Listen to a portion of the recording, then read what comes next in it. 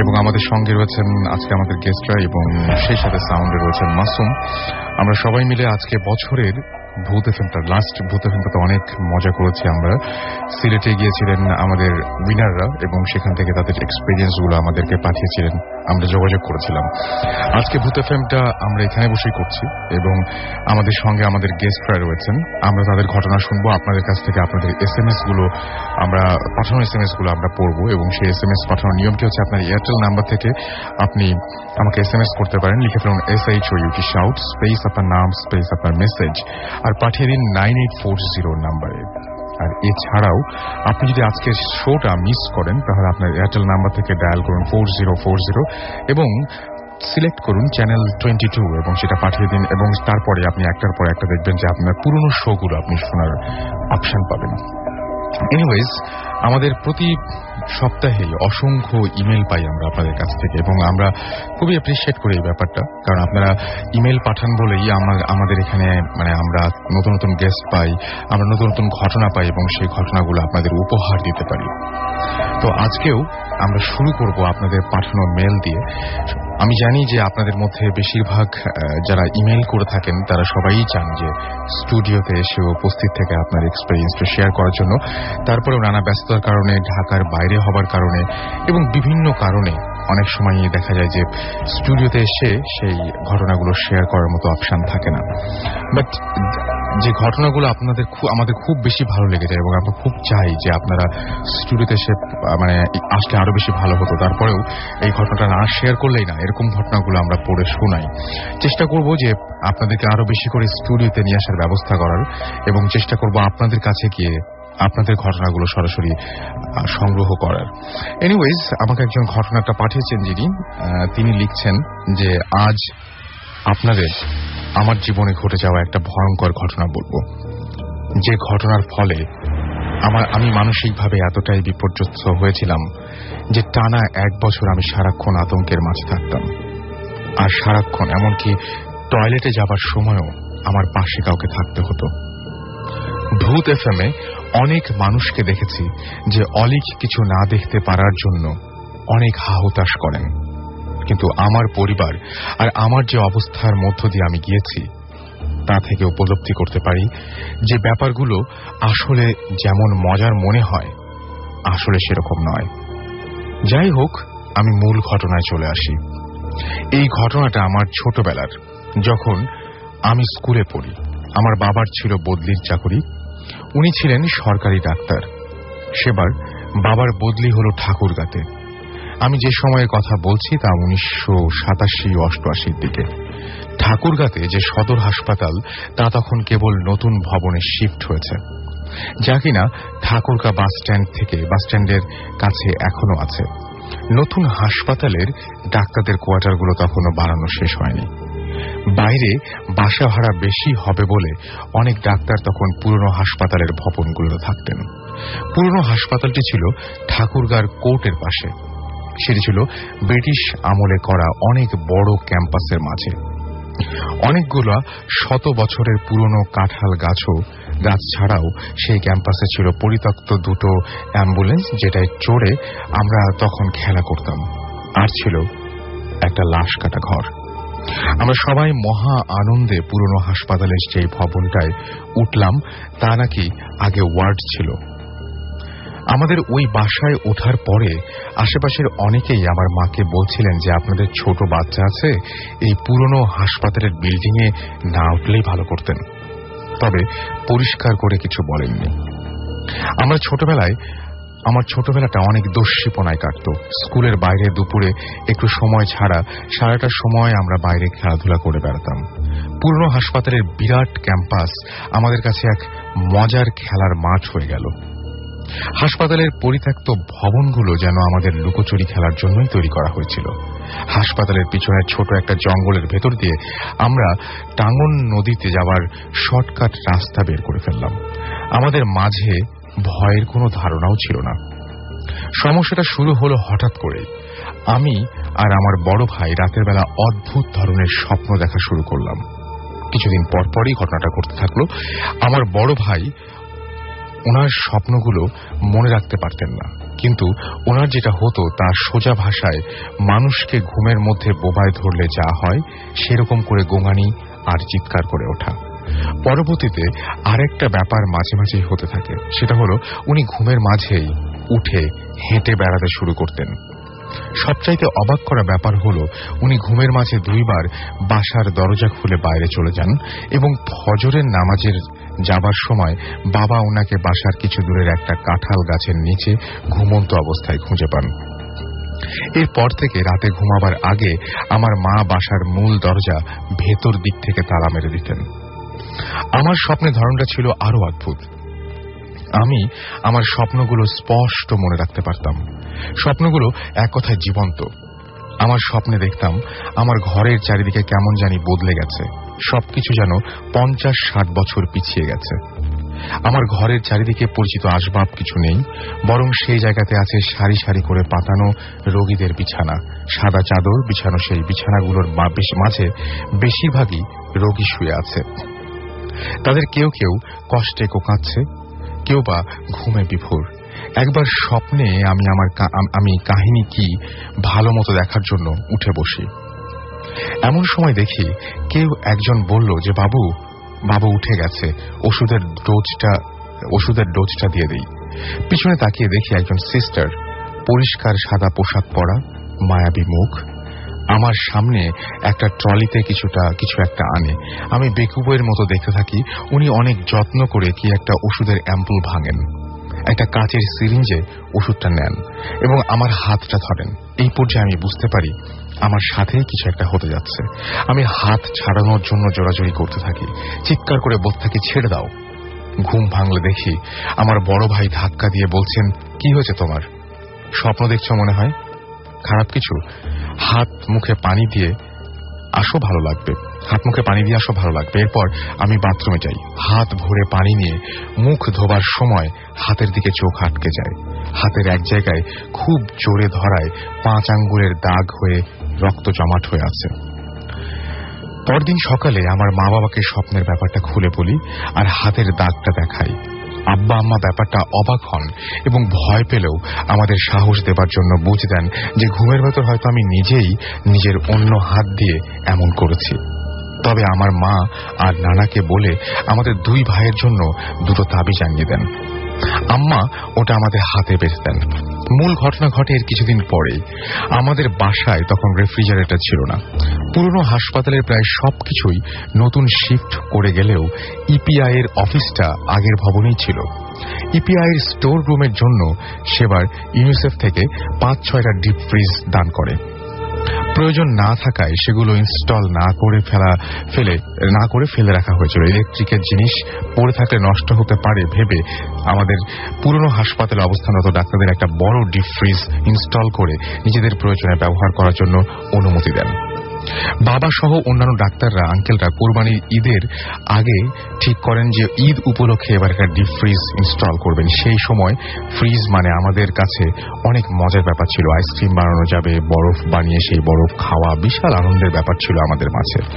তো সেই fridge install করতে করতে মেকানিক রাত 11টা বাজিয়ে দিল। সেটা ছিল ঈদের আগের রাত। আমরা রাত 11টায় বাসায় এলাম আইসক্রিম করতে দেবার জন্য জিনিস নিয়ে। আমার বাটিতে করে মার বানায় দেওয়া দুধ চিনির মিশ্রণ নিয়ে যাচ্ছিলাম বাসা থেকে ইপিআই অফিসে, যা কিনা বেশ খানিকটা দূরে ছিল। আর পথের মাঝে 2টা বড় কাঁঠাল গাছ আর লাশ কাটা ঘরটা পড়ত। আমার বড় ভাই আমার আগের বাটি নিয়ে চট করে চলে গেল, আর একলা আস্তে আস্তে যেতে লাগলাম যেন বাটির মিশ্রণটা পড়ে না যায়। বাসার কিছুটা দূরে আসার পর আমার চোখ আটকে গেল সেই বড় কাঁঠাল গাছের দিকে। আমি যা দেখলাম তাতে আমার সমস্ত শরীর যেন মূর্তির মতো আটকে গেল। আতঙ্ক কি জিনিস এই সময় আমি বুঝতে পারলাম। আমি দেখলাম সেই গাছের আড়াল থেকে সেই সিস্টারটি বের হয়ে আসছেন যাকে আমি স্বপ্নে দেখেছিলাম। আমি নড়তে পারছিলাম না। মোহগ্রস্ত মানুষের মতো তাকিয়ে দেখলাম মহিলাটি আমাকে ইশারায় ডাকছেন। অন্ধকারে ওনার শরীরটা যেন হালকা নীরব আলো ছড়াচ্ছিল। আমি কত সময় দেখেছি মনে নাই, শুধু মনে আছে এক সময় আমি সম্বিত ফিরে পেলাম। তখন আমি চিৎকার করে বাসার দিকে দৌড় দিলাম। বাসার উঠোনে এসে চিৎকার করে জ্ঞান হারালাম। আমার জ্ঞান যখন ফিরল, আমি আমার বাবার কোলে। আমি আতঙ্কে বাবাকে জড়িয়ে ধরলাম। আমার মনে আছে সেই রাতে আমাকে দেখার জন্য অন্যান্য ডাক্তার আঙ্কেলরা এসেছিলেন। কড়া ডোজের ঘুমের ওষুধেও সারা রাত আমি চোখের পাতা এক করতে পারিনি। পরদিন সকালে ঈদ ছিল, কিন্তু আমাদের সেবারের ঈদের আনন্দ মাটি হয়ে গিয়েছিল।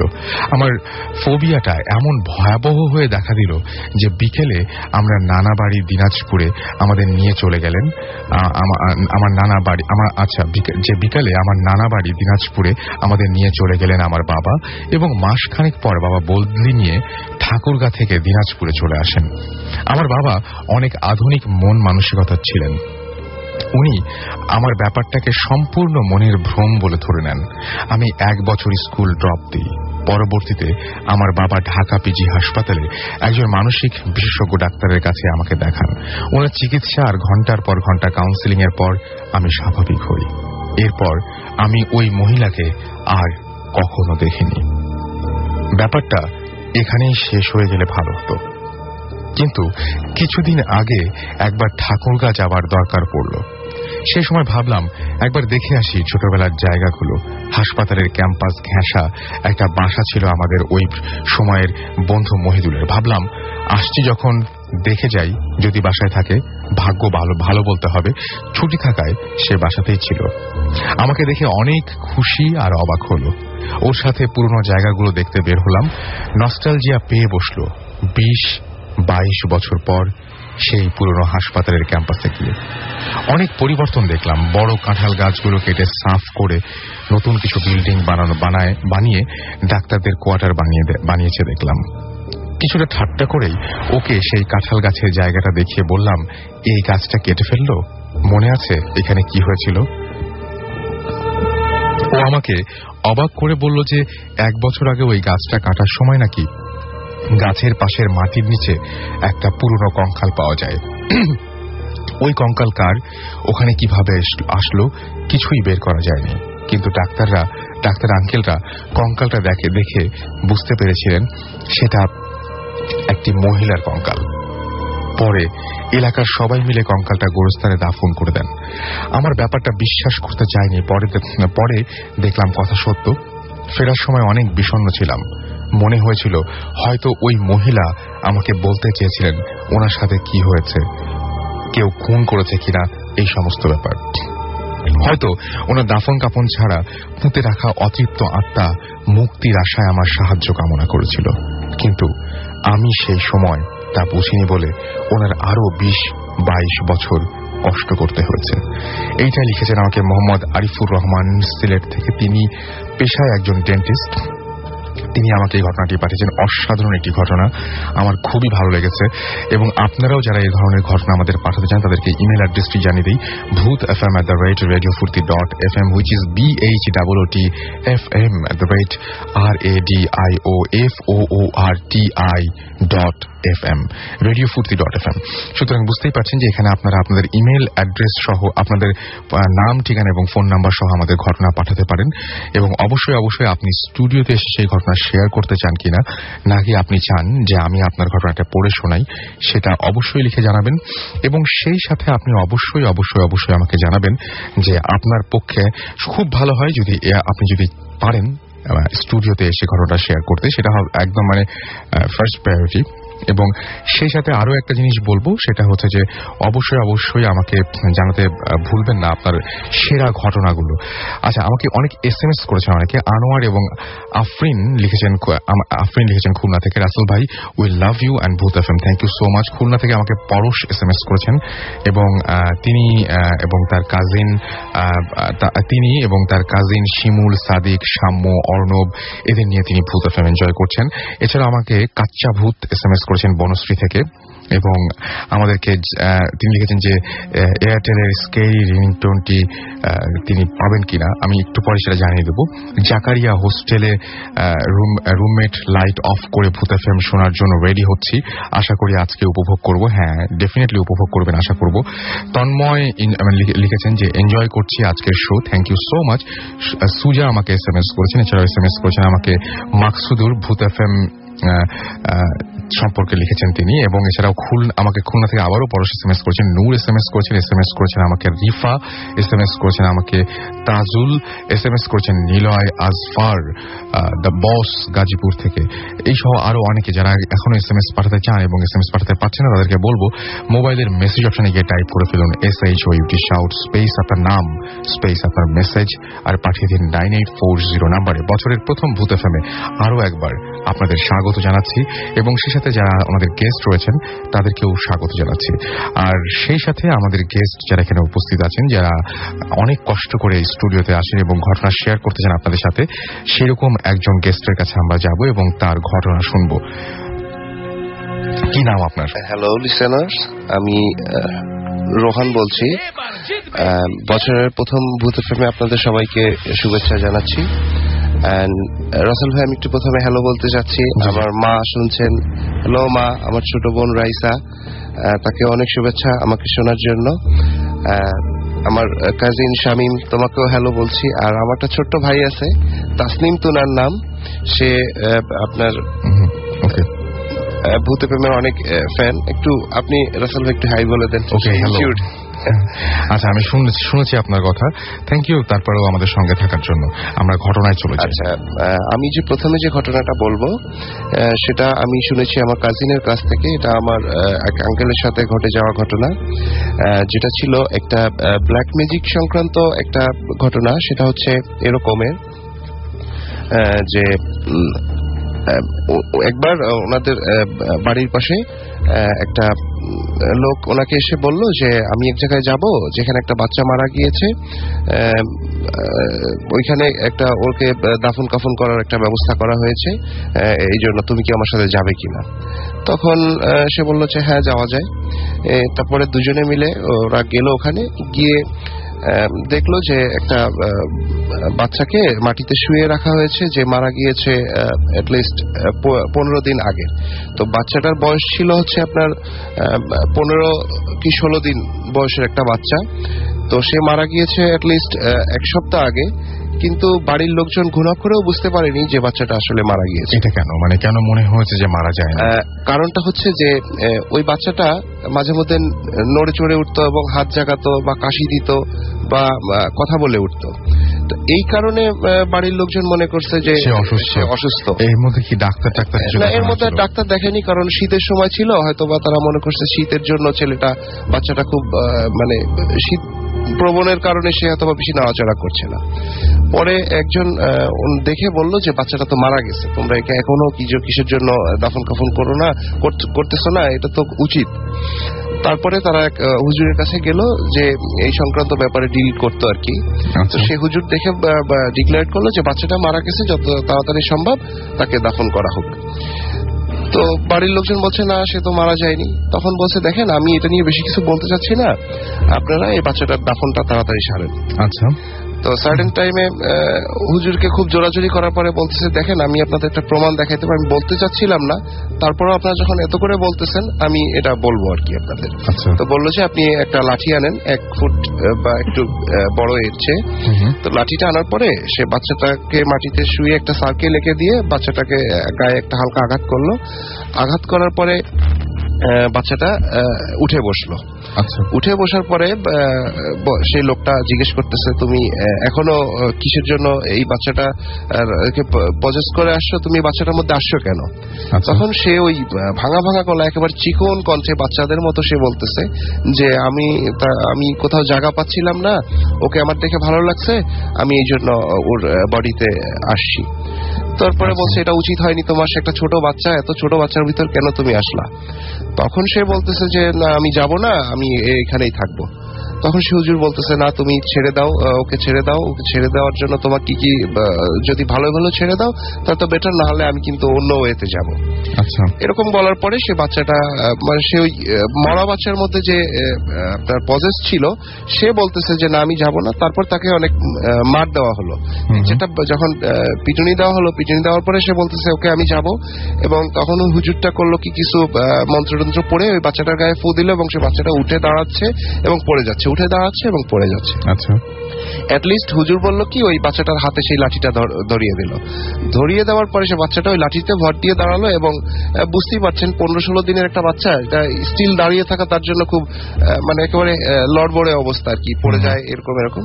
মানে এই সময়ের বাচ্চা বা এতটুকু বাচ্চা দাঁড়াতে পারারই কথা না, কথাই না আর কি। তারপরে সে আবার কথাও বলতেছে চিকুন স্বরে, স্পষ্ট, যেটা অনেকটা ওই মানে খুবই চিকুন স্বরে একটা, এটা তার কণ্ঠ না সেটাও বোঝা যাচ্ছে।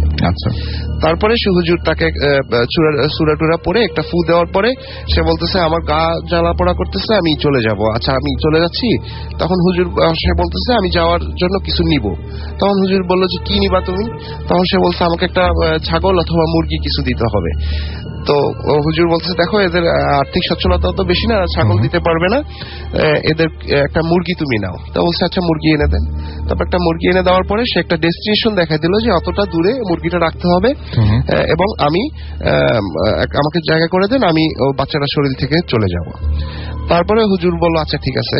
তারপরে হুজুর তার নিয়মিত যে কার্যক্রম করে টোরে তারপরে জায়গাটা বা পজেস যে ছিল ওকে যাওয়ার জন্য একটা ওয়ে করে দিল। তারপরে যেই বলল যাও, সেই বাচ্চাটা ওইটুকু বাচ্চা সেই লাঠি হাতে প্রায় 20-25 ফিট দৌড়িয়ে চলে গেল। সার্টেন টাইম পরে সে ডিগবাজি খেয়ে একেবারে মাটিতে পড়ে গেল, আর সেই মুরগিটা সহ সেই জিনিসটা উধাও হয়ে গেল।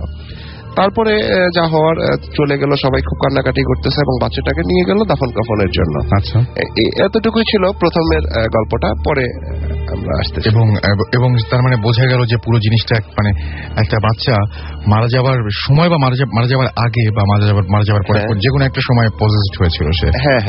আচ্ছা, এবং এই ঘটনাটা খুবই অদ্ভুত, এরকম ঘটনা আমি এর আগে কোনোদিন শুনিনি। এবং এটা কোথাকার ঘটনা? এটা হচ্ছে আমার হোম ডিস্ট্রিক্ট বরিশাল একটা গ্রাম, আমি নামটা বলতেছি না। Okay fine. আমরা একটা দারুণ ঘটনা শুনলাম এবং এর মাঝখানে জানিয়ে দিই আপনাদের সবাইকে যে আপনি কিন্তু আজকে শোটা যদি মিস করেন তাহলে আপনি আবারও শুনতে পারবেন। 4040 নাম্বার ডায়াল করতে হবে আপনার এয়ারটেল নাম্বার থেকে এবং সিলেক্ট করতে হবে channel 22 from any Airtel connection to listen the show once মোর।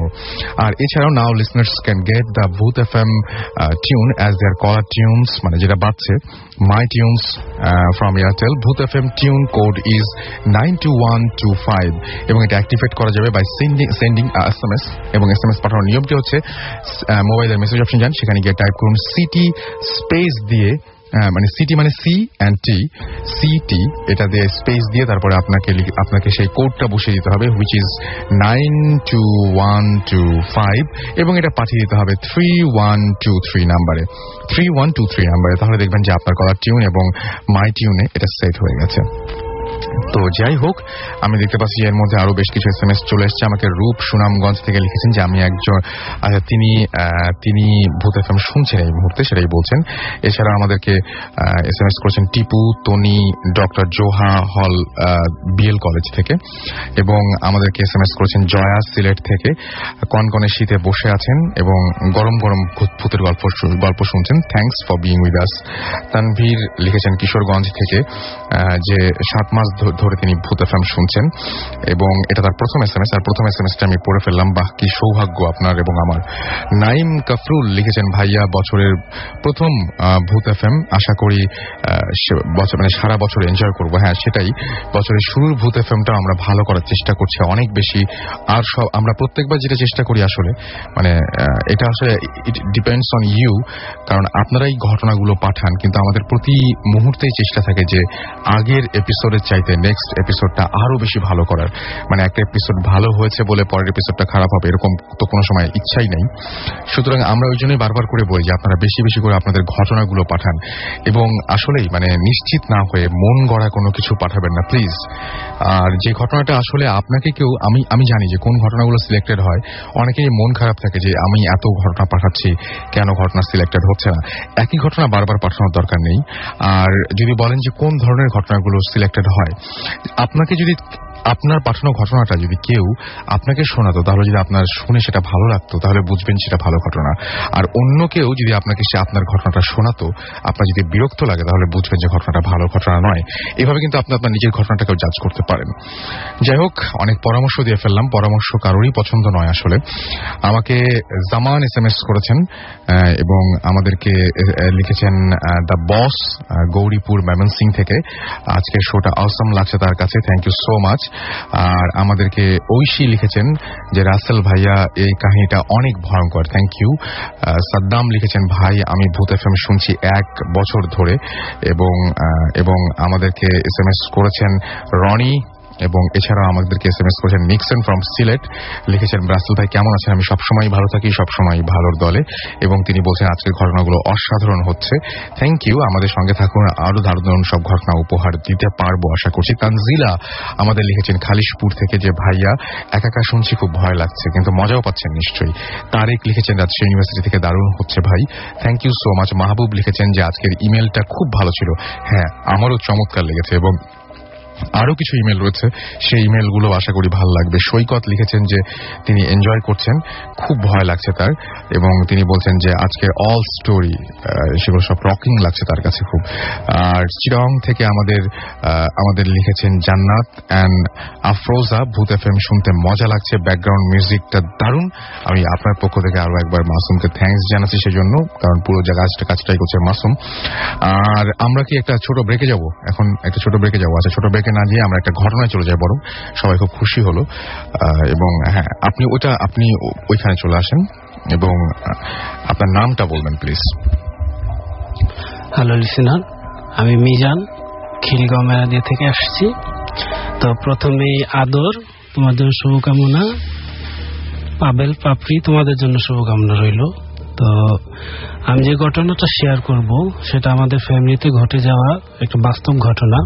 আচ্ছা। তো তখন 1989 সাল ছিল। আমরা যে এলাকাটাতে থাকতাম ওই এলাকাটা ছিল নিচু এলাকা, যে বর্ষার সিজনে ওইখানে পানি জমতো, আর শুকনোর সিজনে এখানে ধান চাষ করতো। আচ্ছা। তো শুকনোর সিজন ছিল তখন। আর আমরা যে ঘরটাতে থাকতাম তার পাশেই ছিল, একেবারে কাছেই ছিল একটা বড় পুকুর। পুকুরটা প্রায় 1-1.5 বিঘা জমি নিয়ে ছিল। তো ওই পুকুরটার মাটি কেটে উঁচা জায়গা করছে, উঁচা জায়গাতে আমাদের ঘরটা ছিল। আচ্ছা। তো আমরা যে ঘরে থাকতাম, আমার মা প্রায় ওইখানে রাত্রে ঘুম থেকে উঠতো। তো একদিন ঘুম থেকে উঠার পরে দেখে কি ওই পুকুরটার একেবারে এক কোনায় একটা ধান সিদ্ধ করার পাত্র ভেসে আছে। তো ওটার ভিতর কিছু একটা আছে। তো আমার আম্মু ওটা বুঝতে পারতেছিল না। তো আম্মু কিছু মনে না করে আবার ঘরে চলে গেল। দ্বিতীয় দিন আবার একবার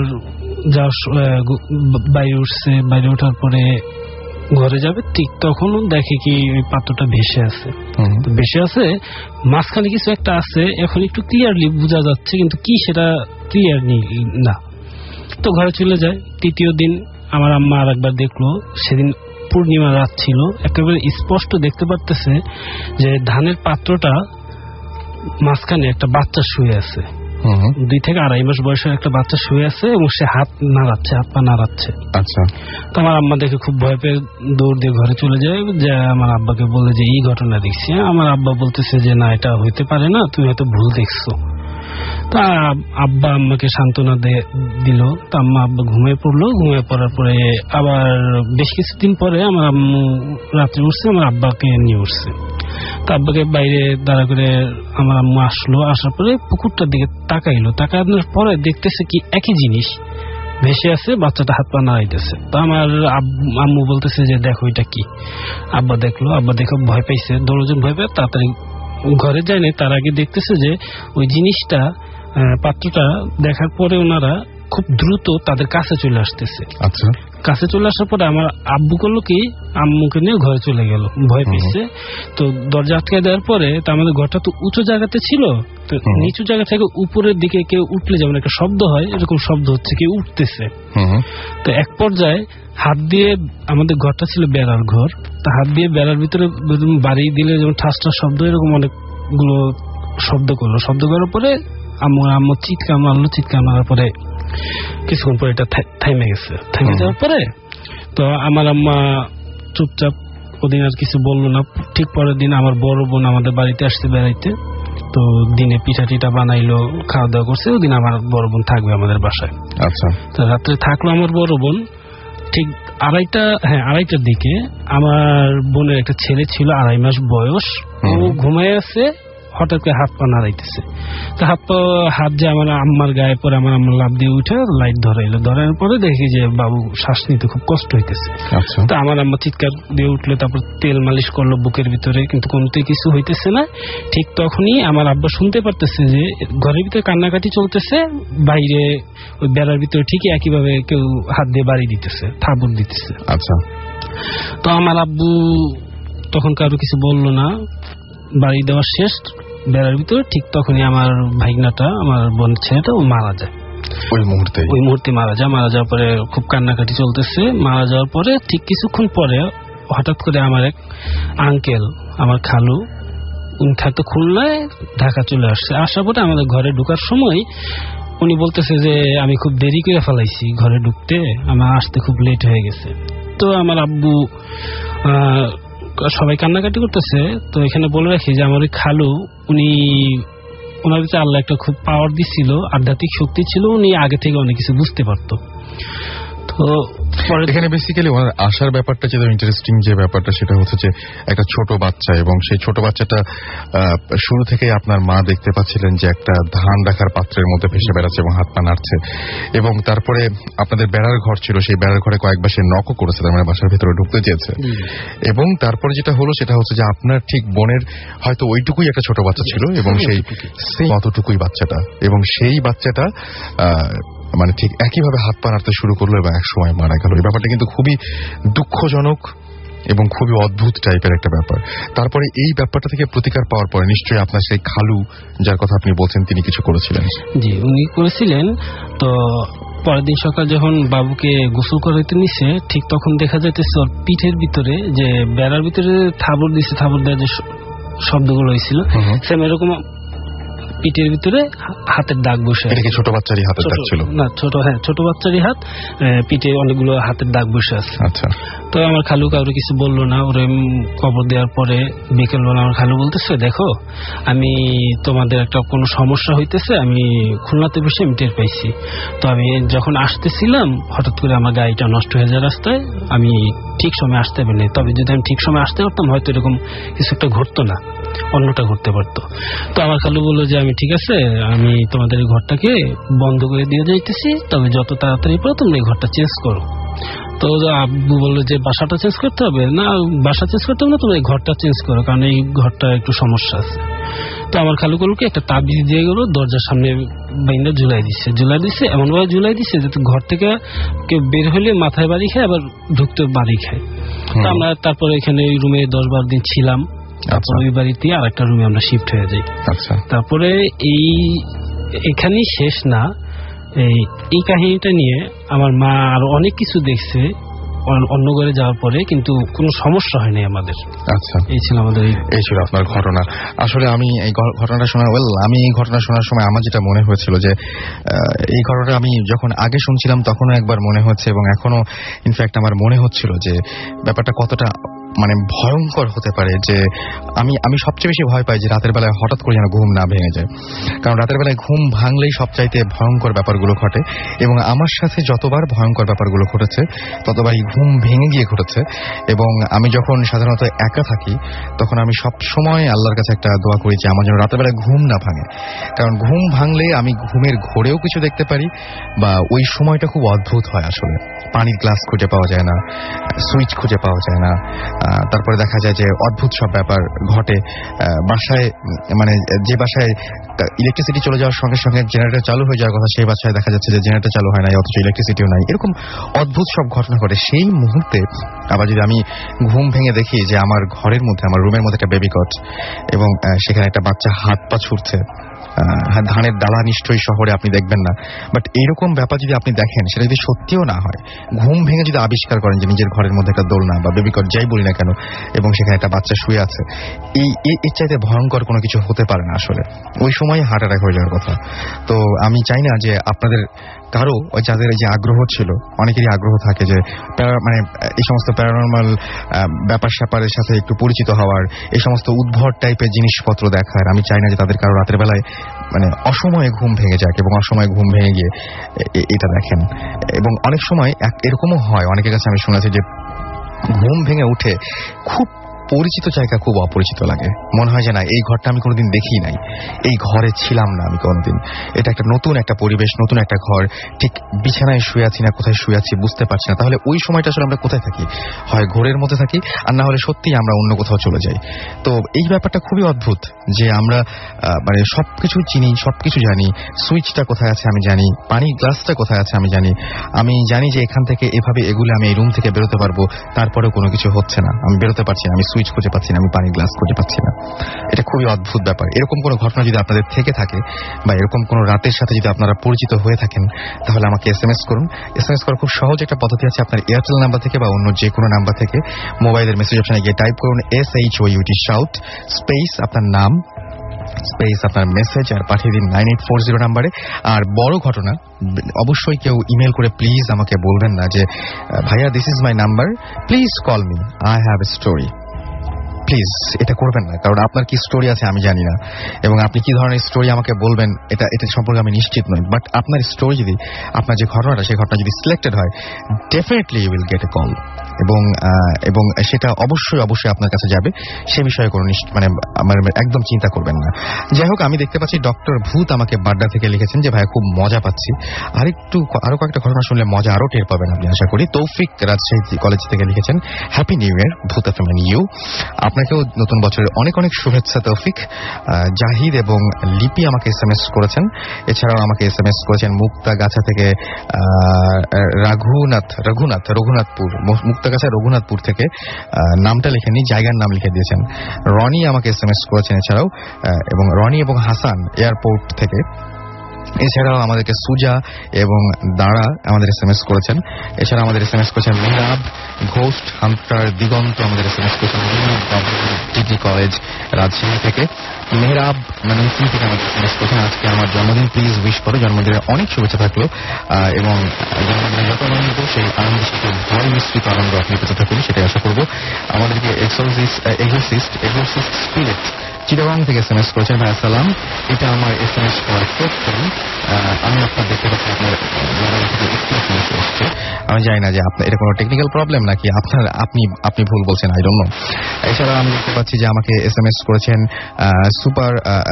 সুপারুল গাজীপুর থেকে। এছাড়া আমাদের অপটিমাস প্রাইম লিখেছেন I love Bhoot FM very much, but it is my bad luck that you never read my SMS। আমি কিন্তু আপনার SMSটা পড়ে ফেললাম। আমাকে এছাড়াও সারিয়া SMS করেছেন, এবং আমাদেরকে SMS করেছেন মহুয়া যে আজকের ঘটনাগুলো অনেক ভালো লাগছে তার কাছে। আমাদেরকে SMS করেছেন হযরত মুন্নি তুন্নি নাইমা পাইকগাছা থেকে, এবং তারাও আমাদের সাথে আছেন এবং আমাদের সাথে এই ঘটনাগুলো শুনছেন। সো আমরা আবারও ফিরে আসবো আপনাদের কাছে SMS নিয়ে। আপাতত আমরা কি একটা ব্রেকে যাই না, একটা ছোট্ট একটা ব্রেকে যাই, এবং ব্রেকের পরে ফিরে আসছি।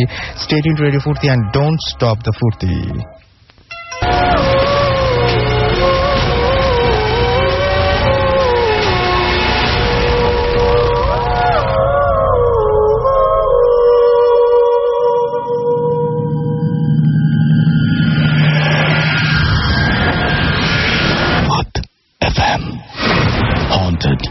by Airtel.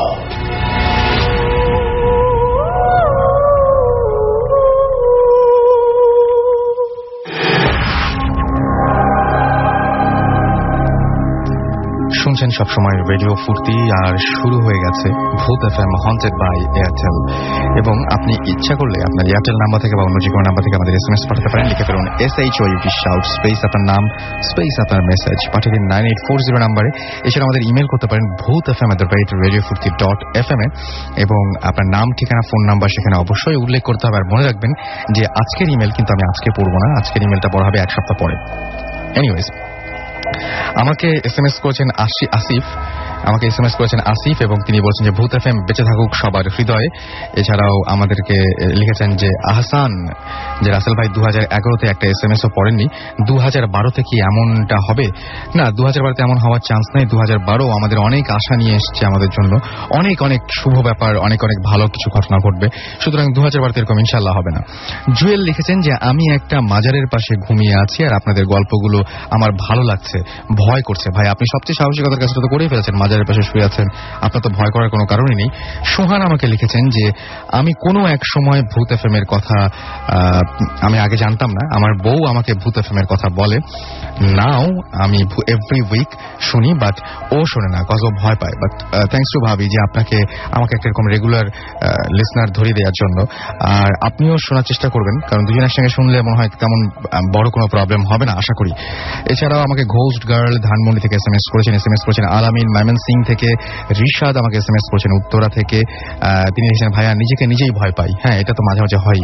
ব্রোকেন হার্ট আমাদের লিখেছেন, ব্রোকেন হার্ট গোস্ট আমাদের লিখেছেন this is my first SMS, এবং আমি সেটা পড়ে ফেললাম। প্রান্ত ময়মনসিং থেকে SMS করেছেন, আমাকে SMS করেছেন আরশাদ এবং হীরা ময়মনসিং থেকে, এবং তারা প্রথম ভূত এফএম শুনছেন। আশা করছি ভালো লাগছে আপনাদের। ফুলের মালা বরিশাল থেকে আমাদের SMS করেছেন, তিনি লিখেছেন আই লাভ ভূত এফএম, এবং আমার SMS-টা প্লিজ পড়ো। আমি পড়ে ফেললাম আপনার SMS। শ্যামলী আমাদেরকে SMS করেছেন ঘোড়াশাল থেকে, এটাও তার প্রথম SMS, আমি পড়ে ফেললাম। এছাড়া আমাকে কাজী SMS করেছেন, এছাড়া আরো অনেকে SMS করেছেন। আমরা সরাসরি আবারও ঘটনায় চলে যাব। প্লিজ আপনার ঘটনাটা আরেকবার শুরু করুন। আমি রোহান বাপ্পি এগেইন, বরিশাল থেকে এসেছি। আমি যে নেক্সটের ঘটনাটা বলবো সেটা হচ্ছে, সেটাও আমার এক আঙ্কেলের কাছ থেকে শোনা। সেটা আজ থেকে প্রায় 30-35 বছর আগে একটা ঘটনা। তো ঘটনা ছিল এরকম, একটা গ্রামে দুটো ফ্যামিলি ছিল। তো দুটো ফ্যামিলির মধ্যে কোনো একটা কারণে ঝগড়া বিবাদ হওয়ার পরে সেটা এক পর্যায়ে মারামারিতে টার্ন নেয়। আচ্ছা, তো টার্ন নিলে সেটা হয় যে এরকম বল্লম বা ওই যে এই ধরনের কিছু অস্ত্র যেটা বাঁশের মাথায় লাগানো থাকে, এটা দুই ফ্যামিলিকে ছুটতে থাকে।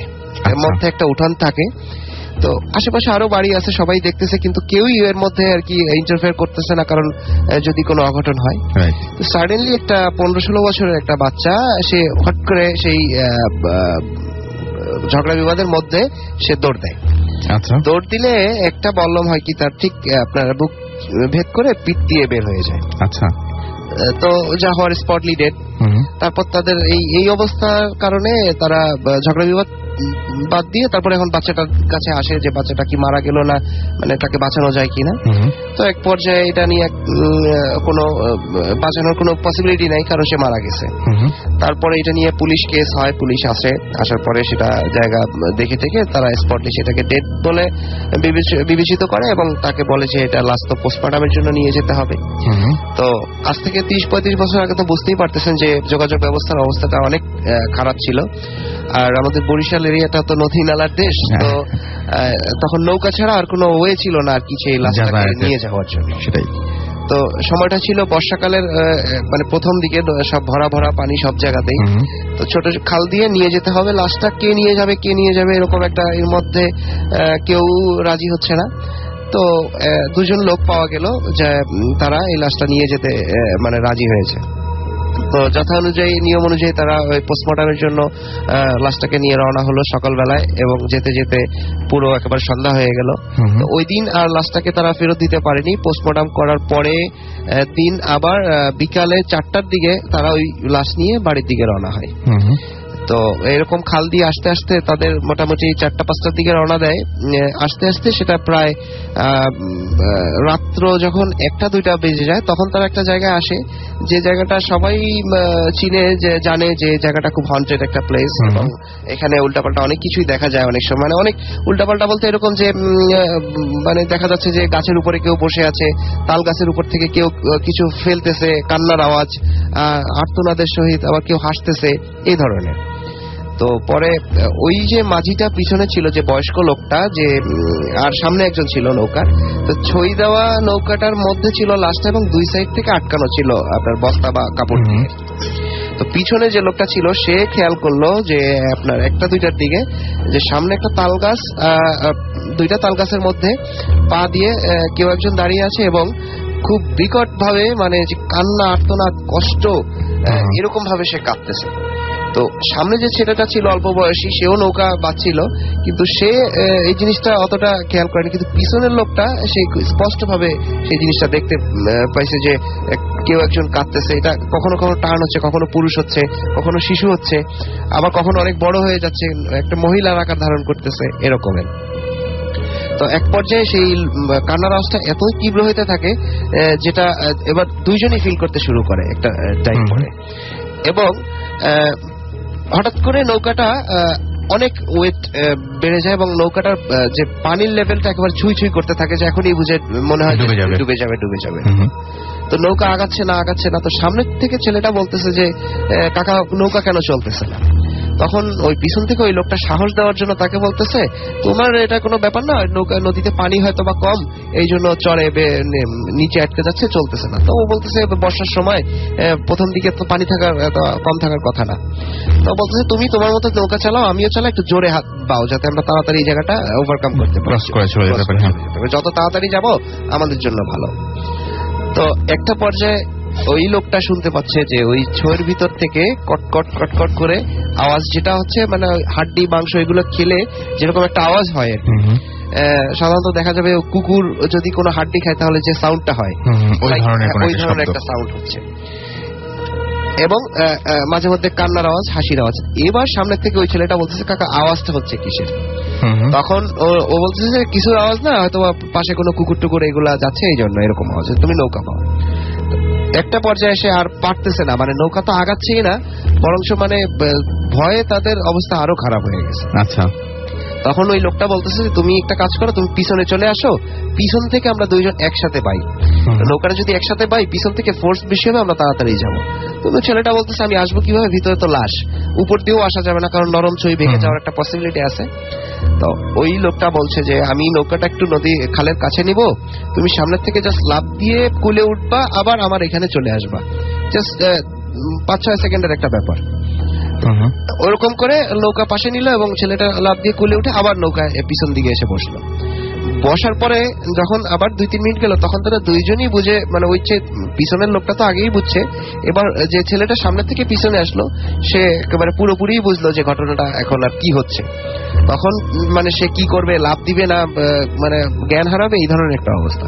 তখন সেই লোকটা তার সাথে কানে কানে বলছে যে তুমি তোমার সাহস রাখো, নৌকা চালাও, আর একটু সামনে গেলেই আমরা কারোর হেল্প নেব। এর মধ্যে ঘটনা হলো যে লাশ তো খেয়েই যাচ্ছে, ওরকম আওয়াজ হচ্ছে, কান্নার আওয়াজ হচ্ছে, আর নৌকার মধ্যে যে আলো ছিল, হারিকেন ছিল, সেটা লিভে গেল। আচ্ছা, লিভে যাওয়ার পরে তারা কিছুই দেখতে পারতেছে না। এরকম অবস্থায় তারা একটা সার্টেন প্লেস, প্রায় 3টা-4টা ফজরের আগ পর্যন্ত তারা এরকম বেয়ে একটা বাড়ির সামনে গেল, যেটা লিঙ্ক ছিল ওই খালের সাথে এবং পুকুরের সাথে লিঙ্ক ছিল আর কি, খাল থেকে পুকুরের মধ্যে ঢোকা যেত। এমন অবস্থায় ওই পুকুরের মধ্যে যখন তারা ঢুকলো, তখন তারা মানে সাহায্যের আবেদন করলো ওই বাড়িতে যারা লোক আছে তাদের কাছে, যে প্লিজ আমাদের হেল্প করেন, আমাদের যে লাশের নৌকা নিয়ে যাচ্ছিলাম, আমাদের হারিকেন আলো এগুলো নেই, নিভে গেছে। ওই চিল্লা পাল্লার কারণে ওই বাড়ি থেকে লোক,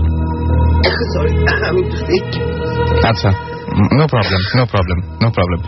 তো ওই বাড়ি থেকে লোক বের হয়, অনেক লোক বের হয়, অনেক চিল্লা পাল্লার পরে যে তারা হেল্প চাচ্ছে, কেউ বিপদে পড়ছে। তখন কি হয়েছে তোমাদের?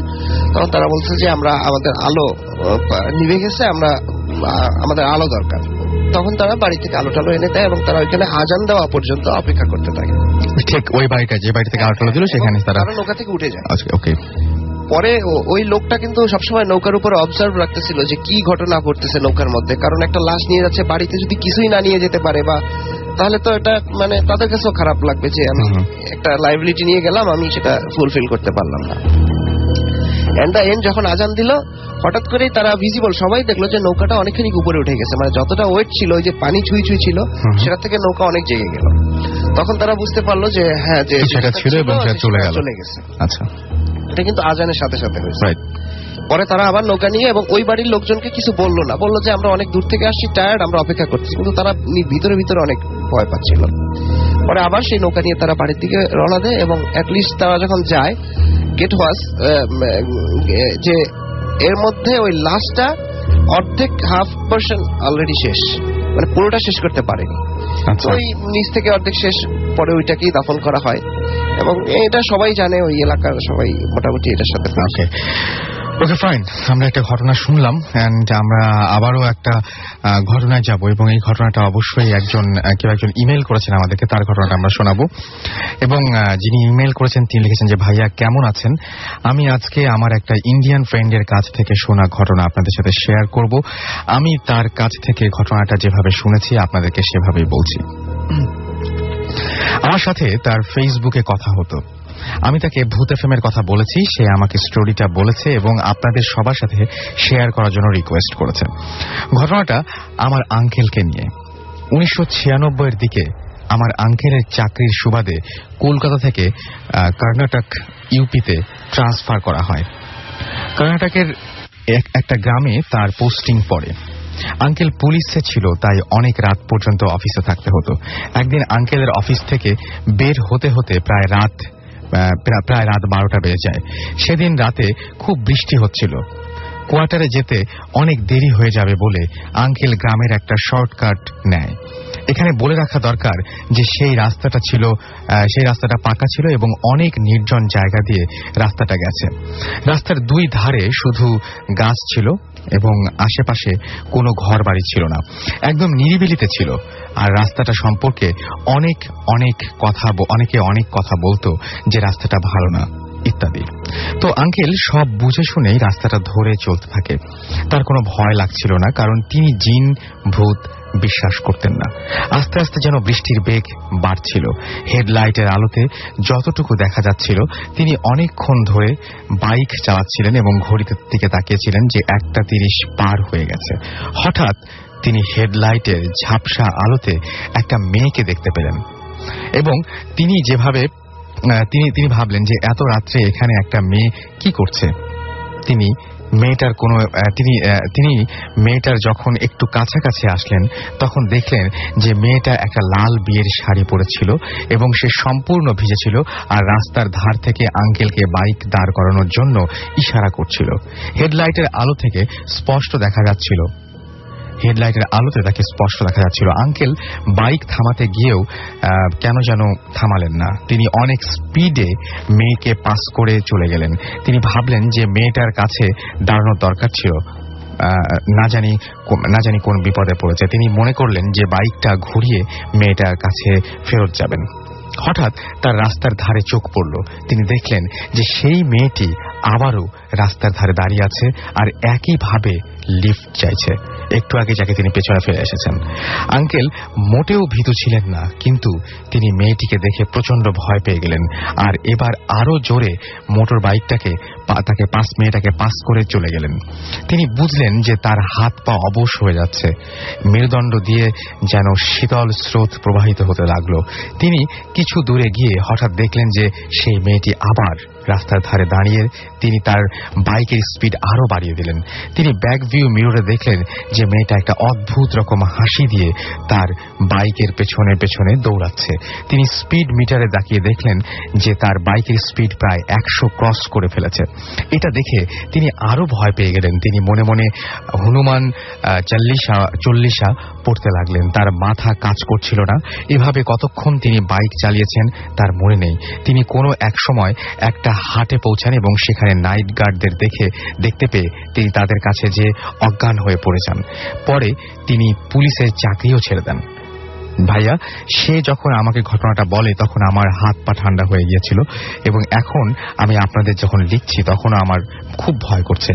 এবং এটা আমাদের লিখেছেন Saad, new government degree college, Rajshahi থেকে। এছাড়াও আমি দেখতে পাচ্ছি যে আমার কাছে বেশ কিছু SMS রয়েছে। সেই SMS গুলো নিয়ে একটু পরেই ফিরে আসবো। তবে তার আগে আমরা আরো একটা ঘটনায় চলে যাই। আমাদের আরো একজন গেস্ট রয়েছেন, তার কাছ থেকে আরেকটা ঘটনা শুনবো। প্লিজ আপনার ঘটনাটা বলেন। হ্যালো লিসেনার, আমি মিজান, আরেকবার স্বাগত। আমি এখন যে ঘটনাটা বলবো সেটা আমার মায়ের সাথে ঘটনা না, কিন্তু আমার মা যখন ছোট তখন তাদের এলাকাতে ঘটছিল এরকম একটা ঘটনা। তো তারা যে এলাকাতে ছিল ওই এলাকাটার ভিতরে একটা ফ্যামিলি ছিল, তারা খুব প্রভাবশালী ফ্যামিলি ছিল। তো তারা সবসময় এলাকার মানুষদের প্রতি অত্যাচার করত, তাদের বিভিন্নভাবে কষ্ট দিত। তো তাদের সাথে হয়তো ঝগড়া বিবাদ করতে যাইতো না। তো ওই ফ্যামিলিতে সবার বড় ছেলে যে ছিল সেই সবচেয়ে বেশি অত্যাচার করত। একদিন হঠাৎ করে ওই ছেলেটা মারা যায়, লোকটা মারা যায়। পরে তো গ্রামের সবাই খুব স্বস্তি পায় যে একটা অত্যাচারের হাত থেকে হয়তো আমরা বাঁচলাম। তো এরকম সবাই স্বস্তি পায়। পরে ওই ফ্যামিলির লোক গ্রামের সবাইকে ডাকে, আসো আমরা জানাজা দিই, ওকে মাটি দিই। কিন্তু গ্রামের কেউ ওকে জানাজা দিতে যায় না, শুধুমাত্র তার ফ্যামিলির কয়েকজন মানুষ মিলে জানাজা তাকে মাটি দেয়। মাটি দেওয়ার পরে যখন গ্রামের মানুষ খুব শান্তিতে চলতেছিল, হঠাৎ করে যেদিন 40 দিন পার হবে তার আগের দিন 39 দিন একজন বৃদ্ধ লোক ওই গ্রামে আসে। আসার পরে ওই বাড়িতে ঢোকার পরে ঢুকতেই তার যে লোকটা মারা গেছে তার ছোট ভাইকে পাওয়ার পরে বলতেছে যে তোমাদের বাড়ি থেকে কেউ আজ থেকে 39 দিন আগে মারা গেছে নাকি? তো বলতেছে হ্যাঁ মারা গেছে, কিন্তু আপনি কি করে জানেন? আপনাকে তো আগে কখনোই গ্রামে আমরা দেখিনি। আমার পরিচয় তোমরা পরে নাও, যদি তোমরা গ্রামের মানুষদের বাঁচাইতে চাও, তোমরা নিজেরা বাঁচতে চাও, তাহলে তাড়াতাড়ি ওই কবরটা খুঁড়ে তারপরে ওই লাশটাকে বের করে পুনরায় জানাজা দাও। তো লোকটা ওনার ভাই খুব ভয় পাওয়ার পরে ওনাকে বিশ্বাস করার পর বলতেছে যে চাচা আমরা কি করতে পারি? তো বললো যে এক কাজ করেন, আপনি 40 জন লোক জোগাড় করেন যারা সবাই কোরআন শরীফ পড়তে পারে, আমার সাথে যাবে ওই কবরস্থানে। তো জোগাড় করে যাওয়ার পরে তো এখানে বসে উনি বলতেছে তোমরা কবরের চারিদিকে ঘুরে বসো এবং আলো জ্বালাও এবং সবাই কোরআন শরীফ পড়বা, কেউ কোরআন শরীফ পড়া বন্ধ করবা না। তো উনি বলতেছে তোমাদের মধ্যে থেকে একজন সাহসী লোক আসো। সবাই বলতেছে যে কেন? তো কবরটা খুঁড়তে হবে। তো ওনারা সবাই ভয় পাইছে, কেউ যাইতে চাইতেছে না। তো উনি বলতেছে ঠিক আছে তোমরা আসতে চাচ্ছ না, আমি খুঁড়বো, কিন্তু শর্ত একটা, আর কি যাই হোক যা কিছুই ঘটুক কেউ কোরআন শরীফ পড়া বন্ধ করবে না এবং এখান থেকে পালানোর চেষ্টা করবে না। যদি কেউ পালানোর চেষ্টা করে আমি তো মরবই, তোমরা কেউ বাঁচবে না, গ্রামের কেউ বাঁচবে না। তো সবাই রাজি হলো। তো মুরব্বী কবর খুঁড়তেছে এবং কবর খোঁড়ার সাথে সাথে প্রচন্ড বাতাস বইতেছে। তো বাতাস বইছে, কবর খুঁড়তে একসময় কবর যখন খুঁড়লো তো দেখলো কি যে লাশটা 39 দিন হয়েছে, একটু পচন ধরে নেই, কোনো জায়গায় কোনো কিছু ইফেক্ট করেনি। তো তাকে যে কাপড়টা পেঁচে মাটি দেওয়া হয়েছিল কাপড়টা নাই। তো হঠাৎ করে চাই দেখে যে মুখের ভিতরে কাপড়টা ঢুকে আছে, হয়তো বা 4 আঙ্গুল 5 আঙ্গুল এরকম বের হয়ে আছে। তো মুরব্বী বলতেছে তো আমি তো বৃদ্ধ, আমার তো শক্তি নাই, এমন কেউ আসো এই কাপড়টা 3 টানে কেউ বের করতে হবে। তো কেউ সাহস করলো না। পরে মুরব্বী বলতেছে ঠিক আছে আমি বের করি। তো মুরব্বী বলতেছে এতক্ষণ যা ঘুরছে এর চাইতে কিন্তু ভয়ানক কিছু ঘুরতে পারে, খবরদার কেউ দৌড় দিবা না, কোরআন শরীফ পড়া কেউ বন্ধ করবা না। তো সবাই কোরআন শরীফ পড়তেছে। তো ওই বৃদ্ধ লোক কবরে নামলো, নেমে কাপড়টা ধরে প্রথম যে টান দিল খুব জোরে চিৎকার করছে এবং চিৎকারের সাথে সাথে আশেপাশে গাছ গোছ মনে হচ্ছে যে সব উলটপালট হয়ে যাচ্ছে। তো উনি চিৎকারের পরে দ্বিতীয় টান দিল, দ্বিতীয় টানে আরো জোরে চিৎকার মারলো। চিৎকারে একেবারে পুরো গ্রামের মানুষ শুনতেছে যে চিৎকার কিছু একটা হচ্ছে। আচ্ছা, তৃতীয় টান দিছে, তৃতীয় টান দেওয়ার পরে কাপড়টা করলো কি সাথে সাথে পুরোটা বের হয়ে আসছে। বের হয়ে আসার পরে তখন উনি বলতেছে এখন আর কোনো ভয় নেই, তবে 3 টানে যদি বের করতে না পারতাম তা আমি এখানে শেষ, আর তোমরা কেউ বাঁচতা না। তো এখন কি করা যায়, তো লাশটাকে উঠে পুনরায় আবার জানাজা দিল। তো ওই মুরব্বী মানে বৃদ্ধ লোকটি উনি জানাজা দিচ্ছে। জানাজা দেওয়ার পরে মাটি টাটি দিয়ে আসলো, তো বললো যে এখন তোমরা নিরাপদ, গ্রামটা নিরাপদ, তোমরা মানে আর কোনো ক্ষতি হবে না, কারো ক্ষতি হবে না। তবে এখানে মজার ব্যাপার এই যে এই বৃদ্ধ লোকটাকে কেউ কখনো দেখেনি, হঠাৎ করে সে কোত্থেকে আসলো কেউ আজ পর্যন্ত বলতে পারেনি। এবং সে ওইখানে সবাই বললো যে এখন আর কোনো ভয় নেই, বলার পরে সে কোন দিক দিয়ে চলে গেছে কেউ খেয়ালও করেনি, তার কোনো পরিচয় আজ পর্যন্ত কেউ জানতে পারেনি। এটা আমার মাত্র যখন ছোট ছিল তখনকার গল্প। আমার মা আমাকে, আমাদের অনেক ভাই বোন সবাই বলছে, আমরা শুনছি। ওকে, সো এই ছিল ঘটনা। এবং আমার কাছে বেশ কিছু SMS চলে এসছে, বলছিলাম যে SMS পড়ব। ফাহিম আমাকে লিখেছেন, তিনি ভূত এফএম শুনছেন। এছাড়া আমাকে বিজন, তারপরে সুজন, সাগর বরিশাল থেকে SMS করেছেন। আমাকে মুনির, মনি, নাইম এবং সুজন বরিশাল থেকে SMS করেছেন এবং তারা লিখেছেন যে ভাইয়া আমরা দুবাই থাকি, 15-20 দিন হলো দেশে এসেছি, শুনছি ভূত এফএম এবং রেডিও ফুর্তি অনেক পপুলার, এত পপুলার যে সেটা ভূত এফএম তারপর আর SMS-টি আসেনি। হেডফোন বয় আমাকে লিখেছেন যে আই লাইক ভূত এফএম এবং আমাকে ভ্যাম্পায়ার শুভ লিখেছেন যে 2012-এর ফার্স্ট ফ্রাইডে ভূত এফএমটা অসাম হচ্ছে। Thank you so much. আমার কাছে কিন্তু আজকের ঘটনাগুলো প্রত্যেকটাই অনেক বেশি ভালো লাগছে। আমাকে মিল্টন লিখেছেন নরসিংদী দাসপাড়া থেকে যে রাসেল ভাইয়া আজকে এতগুলো SMS করলাম, একটাও পড়লেন না। হ্যাঁ, আপনি অনেকগুলো SMS করেছেন আমি দেখতে পাচ্ছি, বাট আমি আপনার SMS-টা পড়ে ফেলেছি। থ্যাংক ইউ আমাদেরকে SMS করার জন্য। এবং আই এম রিয়েলি সরি যে এতগুলো SMS পড়ার পরে আমি আপনার SMS-টি পড়লাম। ঘাস ফুল আমাকে SMS করেছেন, লিখেছেন আই লাভ ইউ ভূত এফএম এবং আজকের ঘটনাগুলো শুনতে তার অনেক ভয় লাগছে।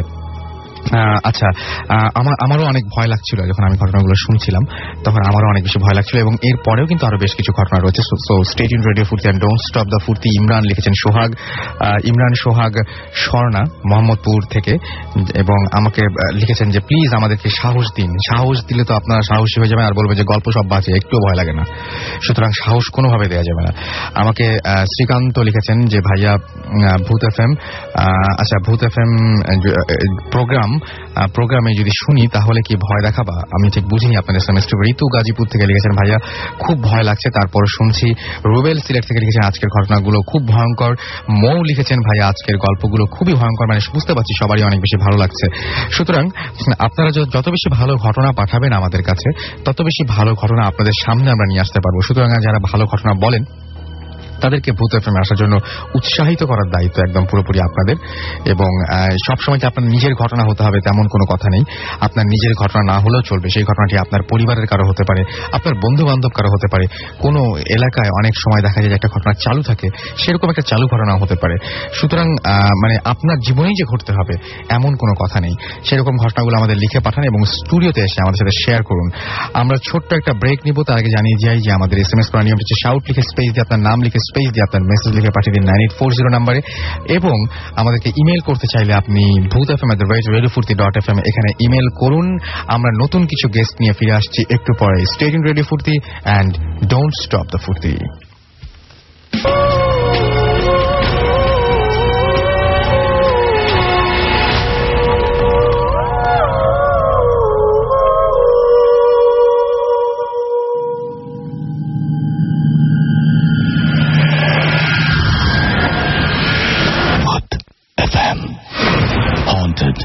by Airtel.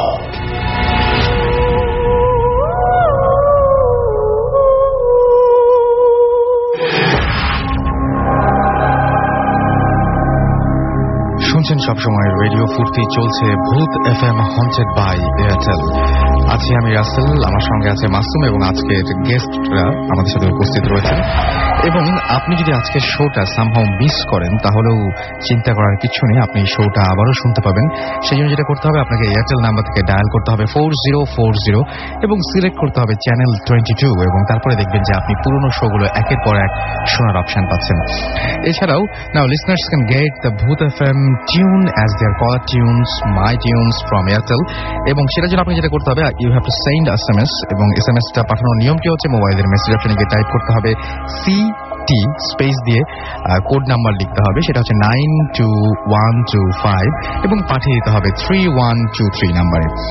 এনিওয়েজ, এই ছিল হচ্ছে নিয়ম কানুন। আপনি যদি চান তাহলে অবশ্যই এইভাবে পাঠাতে পারেন। আমি এখন আরো একটা ঘটনায় যাব, এবং সেই ঘটনাটা আমাকে লিখে পাঠিয়েছেন লিয়াকত লিপু, এবং তিনি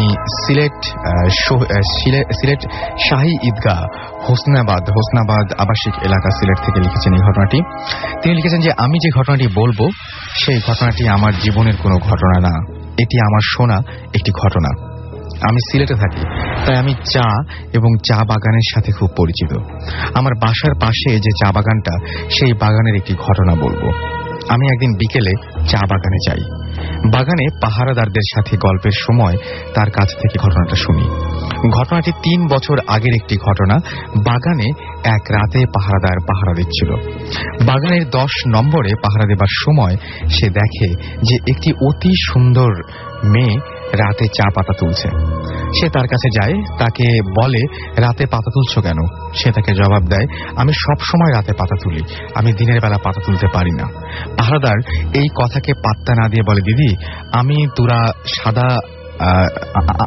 আমারে তুরা সাদা দিবিনি।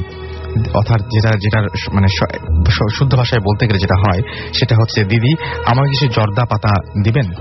সে জবাব দেয়, তুই আইয়া নিয়ে যা, তুমি এখানে আসো, নিয়ে যাও।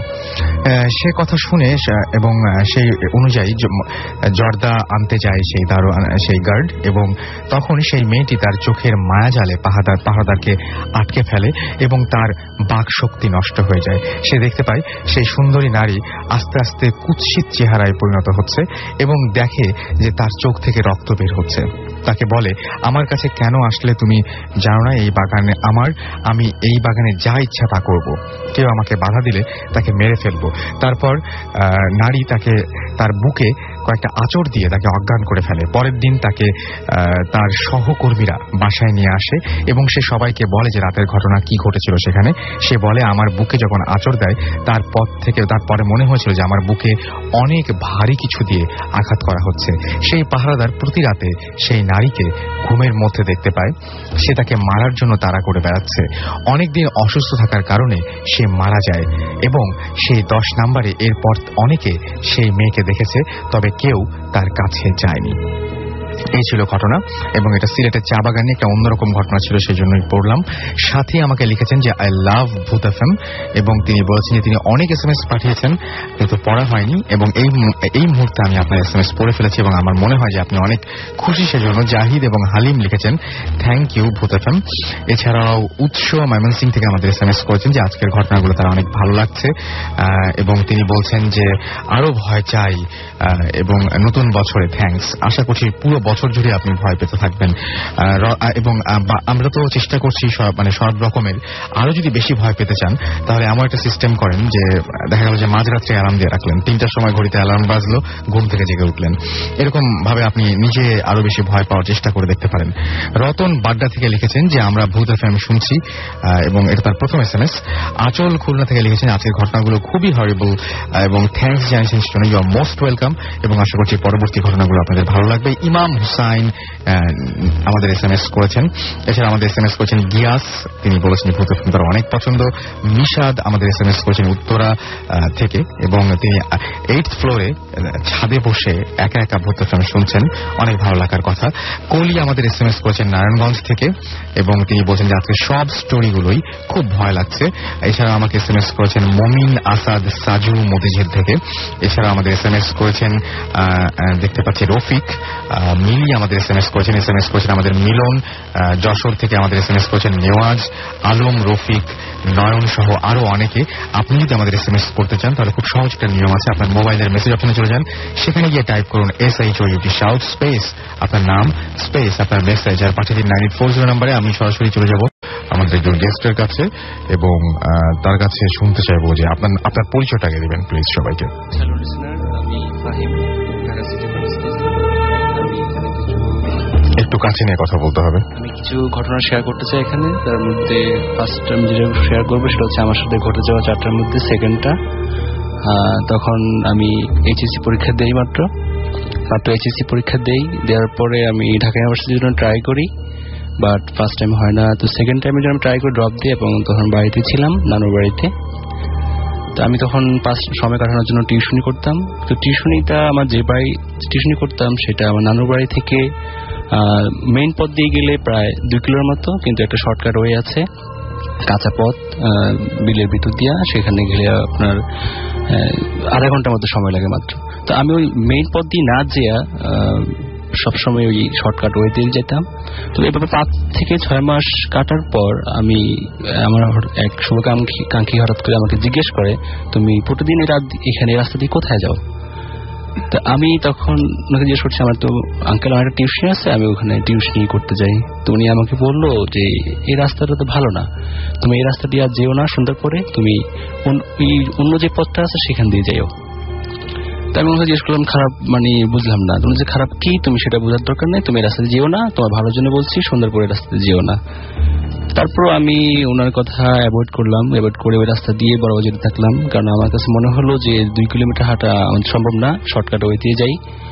তো এইভাবে তারপরও মাসখানিক মতো যাওয়া হলো, ওই রাস্তা দিয়ে কোনো কিছু হলো না। তারপর আমি একটু তখন ওই রাস্তায় যাওয়ার সময় একটু সাউন্ড টোন করে যেতাম, যাতে কোনো কিছু না ঘটে, ভয় পেয়ে না পাই। তো একদিন হঠাৎ আমি যাচ্ছিলাম ওই রাস্তা দিয়েই, হালকা চাঁদের আলো ছিল। তো আমার হাতে তখন একটা গ্যাস লাইট ছিল, চাইনিজ একটু গ্যাস লাইট বের হয়েছিল, এগুলো পিছনে একটা লাইট আছে, ওইটা ছিল হাতে হালকা।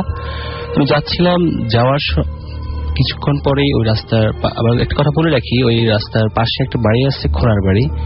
তো ওই খোঁড়ার বাড়ির পাশ দিয়ে যখন আমি যাচ্ছিলাম, তো আমার কোনাকুনি টাইপের। খোঁড়ার বাড়িটাতে কি হয়? খুনার বাড়িটা হচ্ছে আসলে মানে এই বাড়ির ম্যাক্সিমাম লোক ওদের বংশ পরিচয় আগে থেকেই যখন আসে তারা খুনারি করে বেড়ায়, মানে কালো ব্ল্যাক ম্যাজিক অথবা কারো জাদু টাদু করা বা ইয়ে করা, এই ধরনের কাজ তারা করে থাকে। এই কারণে নামটাই খুনার বাড়ি হয়ে গেছে। তো আমি যখন যাচ্ছিলাম পাশ দিয়ে রাস্তা দিয়ে হাঁটতেছিলাম, হঠাৎ করে আমি বাচ্চার কান্নার আওয়াজ শুনলাম এবং দ্বৈত কণ্ঠে বাচ্চার কান্নার আওয়াজ। আমি হঠাৎ করে চিন্তা করলাম কি বাচ্চার কান্নার আওয়াজ এবং দ্বৈত কণ্ঠ মানে কাঁদতেছে। তখন আমি সোর্স খুঁজতেছি, উৎস খুঁজতেছি যে আওয়াজটা কোত্থেকে আসতেছে, কান্নাটা কোত্থেকে আসতেছে। পরে আমি সোর্স খুঁজে শেষে পেলাম যে আমার থেকে কোনাকুনি দূরত্বে আপনার 10 গজের মতো হবে, কিন্তু এই কোনাকুনি বলতে আমার পাশে বিল ছিল, বিল থেকে কোনাকুনি দূরত্বে 10 গজের মতো দূরত্ব হবে।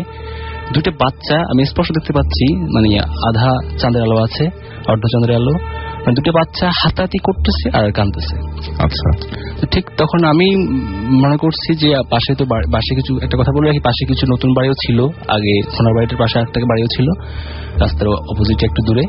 তো আমি মনে করছি হয়তো পাশের বাড়ি থেকে দুটো বাচ্চা এখানে এসে ভুলে এসে গেছে, বা আমি মনে মনে গার্জিয়ানকে দোষ দিচ্ছিলাম কি গার্জিয়ানে কি দেখো রাতে 8টা সাড়ে 8টা বাজে, তখন সন্ধ্যার পরে বাচ্চা দুটো এখানে রাস্তায় এসে গেল, তাদের কোনো খেয়াল নাই, খোঁজ খবর নাই। তো আমার মেন্টালিটি মানে হরর কিছু তখন মাথায় তখন আসে নাই। আমি মনস্থির করছিলাম হ্যাঁ তাদেরকে বাচ্চাদেরকে নিয়ে আমি সার্চ করে কোন ফ্যামিলি বা কোথায় সার্চ করে আমি তাদেরকে দিয়ে দেবো, এই মানে নিয়েই আমি আগাচ্ছিলাম। এগোর থেকে যখন আমি প্রায় 10 গজ থেকে 1 গজের কাছাকাছি আসলাম, ঠিক তখনই যেটা আমার কাছে মানে ঘটলো, আমি একদম থমকে দাঁড়া গেলাম যে বাচ্চা দুইটা ওই যে স্পটে ছিল সেই স্পটে বাচ্চা দুটা ভ্যানিশ। আচ্ছা, এবং বাচ্চা আমি একটা কথা বলি নাই, মিস করছি, সেটা হচ্ছে বাচ্চা দুটার পরনে গায়ে কিছু ছিল না, হাফ প্যান্ট ছিল, সাদা হাফ প্যান্টের মধ্যে ছিল, কিন্তু শরীরে কিছু ছিল না। আচ্ছা, যখন আমি 1 গজের কাছে গেলাম হঠাৎ করে ভ্যানিশ, এবং সেই জায়গায় আমি অদ্ভুতভাবে যেটা দেখি, প্রথম অবস্থা খুব শক খাই, মানে একদম থমকে স্ট্যাচুর মধ্যে দাঁড়িয়ে যাই, আমি দাঁড়িয়ে শুধু তাকে দেখতে থাকি জিনিসটা কি, একটা বিড়াল এবং একটা সাপ, যেখানে যে দুই জায়গায় মুখোমুখি ছিল বাচ্চা, মানে যেখানে বাচ্চা ছিল সেই জায়গাটা আপনি হঠাৎ করে দেখতে পেলেন যে একটা বিড়াল এবং একটা সাপ যে হাতাহাতি করতেছিল, ঠিক সেই জায়গায় একটা জায়গায় সাদা বিড়াল ডান পাশেরটা আর বাম পাশে হচ্ছে সাপ, সেটা আপনি একদম নিজের চোখে দেখেছেন? হ্যাঁ, নিজের চোখে, এবং কি আমার হাতের ওই টর্চ লাইট আলোটা তখন ছিল। আচ্ছা, তো তখন যখন বাচ্চাটা হাতাহাতি করতেছিল সেই জায়গায় দেখি যে বিড়ালটা পা দুইটা দিয়ে লাফালাফি করতেছে আর সাপটা ফনা তুলে তাকে আক্রমণ করার চেষ্টা করতেছে। তো আমার লাইটের ছোট মিনি যে গ্যাস লাইটের আলোটা যখন গায়ে একটু পড়লো, চাঁদের আলো হালকা আছে, তখন বিড়ালটা ডান দিকে আর সাপটা বাম দিকে সরে যেতে থাকলো, সাপটা ফনা তোলা বন্ধ করে দিয়েছে, সরে যেতে থাকলো। তো আমি সাপটাকে নোটিস করিনি, আমি বিড়ালটার দিকে তাকিয়েছিলাম।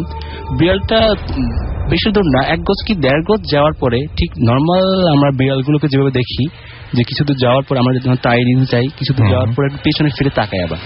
ঠিক ওই বিড়ালটাও কিছু 1 বছর মতো যাওয়ার পরে আমার দিকে পিছনে ফিরে তাকাচ্ছে। আচ্ছা, তো তাকানোর পরেই 2 কি 3 সেকেন্ডের মধ্যেই ভ্যানিশ। আচ্ছা, বিড়ালটাকে আমি আর দেখতে পাচ্ছি না। আচ্ছা, পরে আমি সাপটাকে দেখার জন্য বা দিকে ফিরলাম, দেখি সাপটাকেও দেখতেছি না, কিন্তু সাপটা এরপর কোথাও কোনো কিছু নাই, খেয়াল করি নাই। পরে আমি কিছু করে দাঁড়িয়েছিলাম, জিনিসটা কি হঠাৎ খুব স্ট্রেসের মতো হয়ে গেছি। পরে আমি টিউশনির বাড়িতে যাই, টিউশনিটা শেষ করি, মাথায় ঘুরপাক খাচ্ছিল জিনিসটা কি, টেনশন চিন্তা করতেছিলাম জিনিসটা কি আসলে কি। পরে যেটা আসল কথা, আমি পরের 2 দিন ওই রাস্তা দিয়ে যাই নাই, কিন্তু ওদিন আমি আসার সময় ওই পথ দিয়ে ফিরে আসছিলাম। কিছু একটা আরো অন্য কিছু একটা কি ঘটে কিনা এই ধরনের মনস্থির নিয়ে। পরের 2 দিন আমি যাই নাই, কিছুটা ভয়ও পাইছি হালকা, কারণ আমার লাইফে অবশ্যই সেকেন্ড ঘটনা। পরের 2 দিন পর থেকে কিন্তু আমি ওই রাস্তা দিয়ে যাওয়া আসা করি নর্মালি। এরপরে 3 থেকে 4 মাস কি 5 মাসের মতো আমি ওখান দিয়ে আসা যাওয়া করছিলাম ঢাকা আসার আগে, কিন্তু এরপরে ওই ধরনের কোনো ঘটনা বা কিছু আমার সামনে হয়নি। এই ছিল আমার ওকে। সো আমি এর মধ্যে বেশ কিছু SMS পেয়ে গেছি। আমাকে রুদ্রাক্ষী SMS করছেন যে রাসেল ভাই, আপনি বলেছিলেন সিলেটে জুজুর ঘটনা, এবং সিলেটের জুজুর ঘটনাটা বলবেন প্লিজ, আজকে বলেন। এবং আমি সেই ঘটনাটা আমি জুজুর ঘটনাটা সম্পর্কে একটু বলতে চাই যে আমি আসলে এই সপ্তাহে যতগুলো ইমেল পেয়েছি, আমি সিলেটে আমাদের টিম যাওয়ার পরে অসংখ্য ইমেলে এসছে যে জুজুর ঘটনাটা বা ওই এপিসোডটা রিপিট করার জন্য। আমি চেষ্টা করব আমাদের অথরিটির মাধ্যমে সেই এপিসোডটা যদি আপনাদের জন্য আরো একবার রিপিট করা যায় কোন একটা ভালো দিনে, আমি চেষ্টা করব, এবং অবশ্যই আগে থেকে জানিয়ে দিব যে সেই এপিসোডটা রিপিট করা হবে, কারণ এত বেশি ইমেল আমি এর আগে পাইনি শুধুমাত্র ওই এপিসোডটা শোনার জন্য। হ্যাঁ, অনেকে হয়তো পরে ভূত এফএম শোনা শুরু করেছেন এবং তাদের পক্ষে ওই এপিসোডটাতে কি ঘটেছিল সেটা জানা সম্ভব নয়, সেই কারণে আমরা চিন্তা ভাবনা আমাদের আছে। পায়েল খুলনা থেকে লিখেছেন যে একটা ভূত এফএম শুনছেন, খুব ভয় লাগছে। মাসুম আমাকে SMS করেছেন, লিখেছেন ভাইয়া খুব ভালো লাগছে, প্রথম শুনছি, সবসময় এতগুলো কাহিনী শোনানো হয়, অনেক কাহিনী, থ্যাংক ইউ। হ্যাঁ, সত্যি এই কাহিনীগুলো আমাদের আসলে পেতেও অনেক কষ্ট হয়, কারণ আপনারা যদি ভালো কাহিনী পাঠান তাহলে আমরা ভালো কাহিনী পাই, আদারওয়াইজ আমাদের তো কাহিনী পাওয়ার আর কোনো সোর্স নাই। সো অবশ্যই আপনারা আমাদেরকে বেশি বেশি করে ঘটনা পাঠিয়ে দিন। আর আমাদের অ্যাড্রেসটা জানেন, ভূতfm@fredefurti.fm। অ্যাঞ্জেল শিলা আমাকে লিখেছেন যে ফ্রাইডেতে হাসি খুশি দিয়ে স্টার্ট হলেও শেষ হয় ভয় আর আতঙ্ক দিয়ে। So Friday is not just a holiday but it's also a scary day or night. So আমার মনে হয় সেটাই যে ভূত এফএম এর কারণেই হয়তো রাতের বেলাটা অনেক ভয় নিয়ে মানুষ ঘুমাতে চায়। সো যারা SMS পাঠাতে চান এবং এখন SMS পাঠাতে পারেনি তাদেরকে বলবো যে লিখে ফেলুন SHOUT শাউট স্পেস আপনার নাম স্পেস আপনার মেসেজ পাঠিয়ে দিন 9840 নাম্বারে। আমরা পরবর্তী ঘটনায় চলে যাই। আপনার কাছে আপনার সঙ্গে মাইক্রোফোন আছে, ওটা নেওয়ার দরকার নেই। আমি অমিত, আমি খিলগাঁও তিলবাবার থেকে এসেছি। আর আমার খিলগাঁও সকল বন্ধু এবং আমার ছোট বোন শর্মিন, আন্নি, অসীম, সবাইকে আমি ভূত এফএম এর পক্ষ থেকে ওয়েলকাম জানাচ্ছি। আমি এখন যে কাহিনীটা অভিজ্ঞতাটা শেয়ার করব, এটা হচ্ছে আমার একজন প্রবাসী বন্ধুর, তিনি লন্ডনে থাকেন। এটা হচ্ছে 1991 এর দিকে ঘটনা। তখন তার বাবা সরকারি কর্মকর্তা ছিলেন, বদলি হয়ে সিলেটে যায়, সিলেট আম্বরখানাতে। আচ্ছা। তো ওনারা সরকারি চাকরিজীবী ছিলেন আঙ্কেল। তো সরকারি বাংলোটা ওনারা ভাড়া দিয়ে ওনারা একটা ভাড়া বাসাতে যান। তো সেটা ছিল আপনার টি এস্টেটটা অতিক্রম করে, ঢালের উপর দিয়ে নেমে একটা লোকালয় ছিল সেখানে। বাড়িটা ছিল একতলা, পাকা বাড়ি, উপরে ছাদ ছিল। তো সেখানে যাওয়ার পর এখানে একটা কথা বলে রাখা ভালো যে বাড়ির পাশেই আপনার একটা পুকুর ছিল, শান বাঁধানো পুকুর যেটাকে বলে, আর ঠিক অপোজিটে ছিল জঙ্গল, সেখানে কিছু গাছপালা টাইপের। তো আমার ফ্রেন্ড ছিল, ওরা ছিল আমার ফ্রেন্ড, ওর একটা ছোট ভাই ছিল 3.5 বছর এবং একটা ছোট বোন ছিল। তো সেই ভাইটা যখন সেখানে খেলতো বাড়ির উঠোনে, তো প্রায় সে ফুটবল দিয়ে খেলতো আর কি। তো ফুটবলটা একটা 3.5 বছরের বাচ্চার এত জোরে কিক দেওয়া সম্ভব ছিল না। তো প্রায় বলটা আপনার জঙ্গলের দিকে গড়িয়ে যেত। তো সে যখন ওখানে বলটা আনতে যেত, তো সে লক্ষ্য করতো যে ছোট মানুষ যেটা বলতো যে একটা পাগলি টাইপের কেউ, তো প্রায় বলতো যে আম্মু পাগলি বল নিয়ে যাচ্ছে। তো আন্টি যখন সেখানে যেত, দেখতো যে কিছু নেই। তারপর আপনার বলটা হঠাৎ গড়িয়ে পুকুর ঘাটা দিয়ে নেমে পুকুরে পড়ে যাচ্ছে। আচ্ছা। বাট এটা কিন্তু বাচ্চাটার পক্ষে পসিবল না, বলটা লাগছে না। তো এরকম চলতে থাকে, যা হোক এটা কেউ কেয়ার করেনি। তো আঙ্কেল ফিরতে ফিরতে প্রায় আপনার আজানের মাগরিব পার হয়ে যেত। তো একদিন আঙ্কেল আপনার বাসায় ফিরছে, তো দূর থেকে যেটা দেখা যায় যে লাইট জ্বলছে রুমে, যে কেউ হয়তো দাঁড়িয়ে আছে জানালার পাশ দিয়ে। আঙ্কেল ওখানে কে কে বলে সাথে সাথে যায়, তো দেখে সরে যায়। তো ভাবলেন হয়তো চোর টোর কেউ হতে পারে। আর আন্টি যখন ছাদে আপনার প্রায় আচার বা কিছু শুকাতে দিত খাদ্যদ্রব্য জাতীয়, সেগুলো পুরো ভ্যানিশ হয়ে যেত। তো তখন এগুলো কেউ আমলে নেয়নি যে এগুলো হয়তো কেউ চুরি টুরি করছে এরকম টাইপের কিছু। তো আর সবচেয়ে যেটা মানে বিস্ময়কর জিনিসটা হচ্ছে আস্তে আস্তে যে ঘটনাগুলো মানে শুরু হতে থাকে, যে ওই ছোট যে শিশুটা আমার ফ্রেন্ডের বোন ছিল, ওকে নিয়ে যখন ওদের কাজের মেয়েটা আপনার জানলাতে বসে থাকতো, বাচ্চাদেরকে মানে একটু নাড়ানাড়ি করলে ওরা কান্নাকাটিটা কমে। তো প্রায় মেয়েটা ফিল করতো যে পিছনে জানালা থেকে মানে মানুষ যদি কেউ গরম নিঃশ্বাস ফেলে যে এরকম ফিল হচ্ছে। তো সে যখন তৎক্ষণাৎ পিছনে তাকাতো, দেখতো যে মানে হয়তো পাতার শব্দ হচ্ছে, যে কেউ হয়তো চলে যাচ্ছে, এরকম হচ্ছে প্রায়। আচ্ছা, তো তখনও মানে কেউ বিষয়টাকে এতটা গ্রাহ্য করছে না। তো যেটা প্রথম যেভাবে শুরু হয়, যে আমার ফ্রেন্ড একবার ওদের কারেন্ট চলে গেলে সবাই আর কি বাড়িওয়ালারা, তারপর আন্টি আঙ্কেল ওনারা সবাই ছাদে চলে যেত। আর ছাদের কোনো গেট ছিল না, খোলা। তো কারেন্ট গেলে স্বাভাবিকভাবে সবাই সিঁড়িতে বসে পড়তো।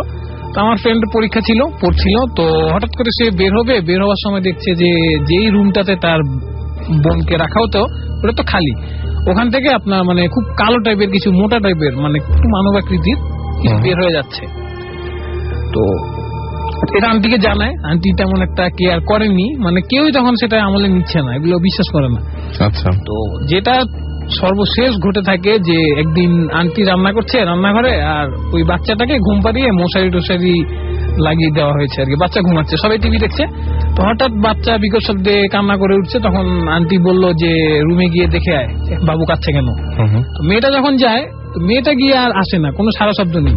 আন্টি গিয়ে দেখতে পারে যে মেয়েটা ইনস্ট্যান্ট সেন্সেস হয়ে পড়ে আছে। আর বাচ্চাটা আপনার রুমটা ছিল জানালা ঘেঁষা, বাচ্চাটা মশারি টশারি দেওয়া ছিল। বাচ্চাটা আপনার পুরো মানে কেউ টেনে হিচড়ে যদি জানালা থেকে বের করতে যায় যেরকম, ঠিক সেরকম জানলার দিকে বাচ্চাটা হাত ইয়ে হয়ে আছে আর বাচ্চাটা কাঁদছে। তো আন্টি ইনস্ট্যান্ট আপনার জানলা দিয়ে তাকিয়ে যেটা দেখতে পায় যে আপনার যে গরিলা টাইপের কিছু যেটাকে বলে বা ভাল্লুক টাইপের এরকম কিছু একটা আপনার খুব মানে মানে পায়ের যে খুব ভারী সাউন্ড এরকম করে দ্রুত ওদিক দিয়ে চলে যাচ্ছে। তো এই ঘটনার পর দেখা যায় যে স্বাভাবিকভাবে এগুলো আঙ্কেলকে বলা হলে পাশের বাড়িওয়ালা আন্টিও পরামর্শ দেয় যে ওনাদের পরিচিত একজন মানে যে আধ্যাত্মিক তান্ত্রিক যে ওরা আছে, তো ওনারা অ্যানালাইজ করে বলে যে আন্টিরা যে ফ্ল্যাটে আছে ওই ফ্ল্যাটটাতে একজন কেউ সুইসাইড করেছিল।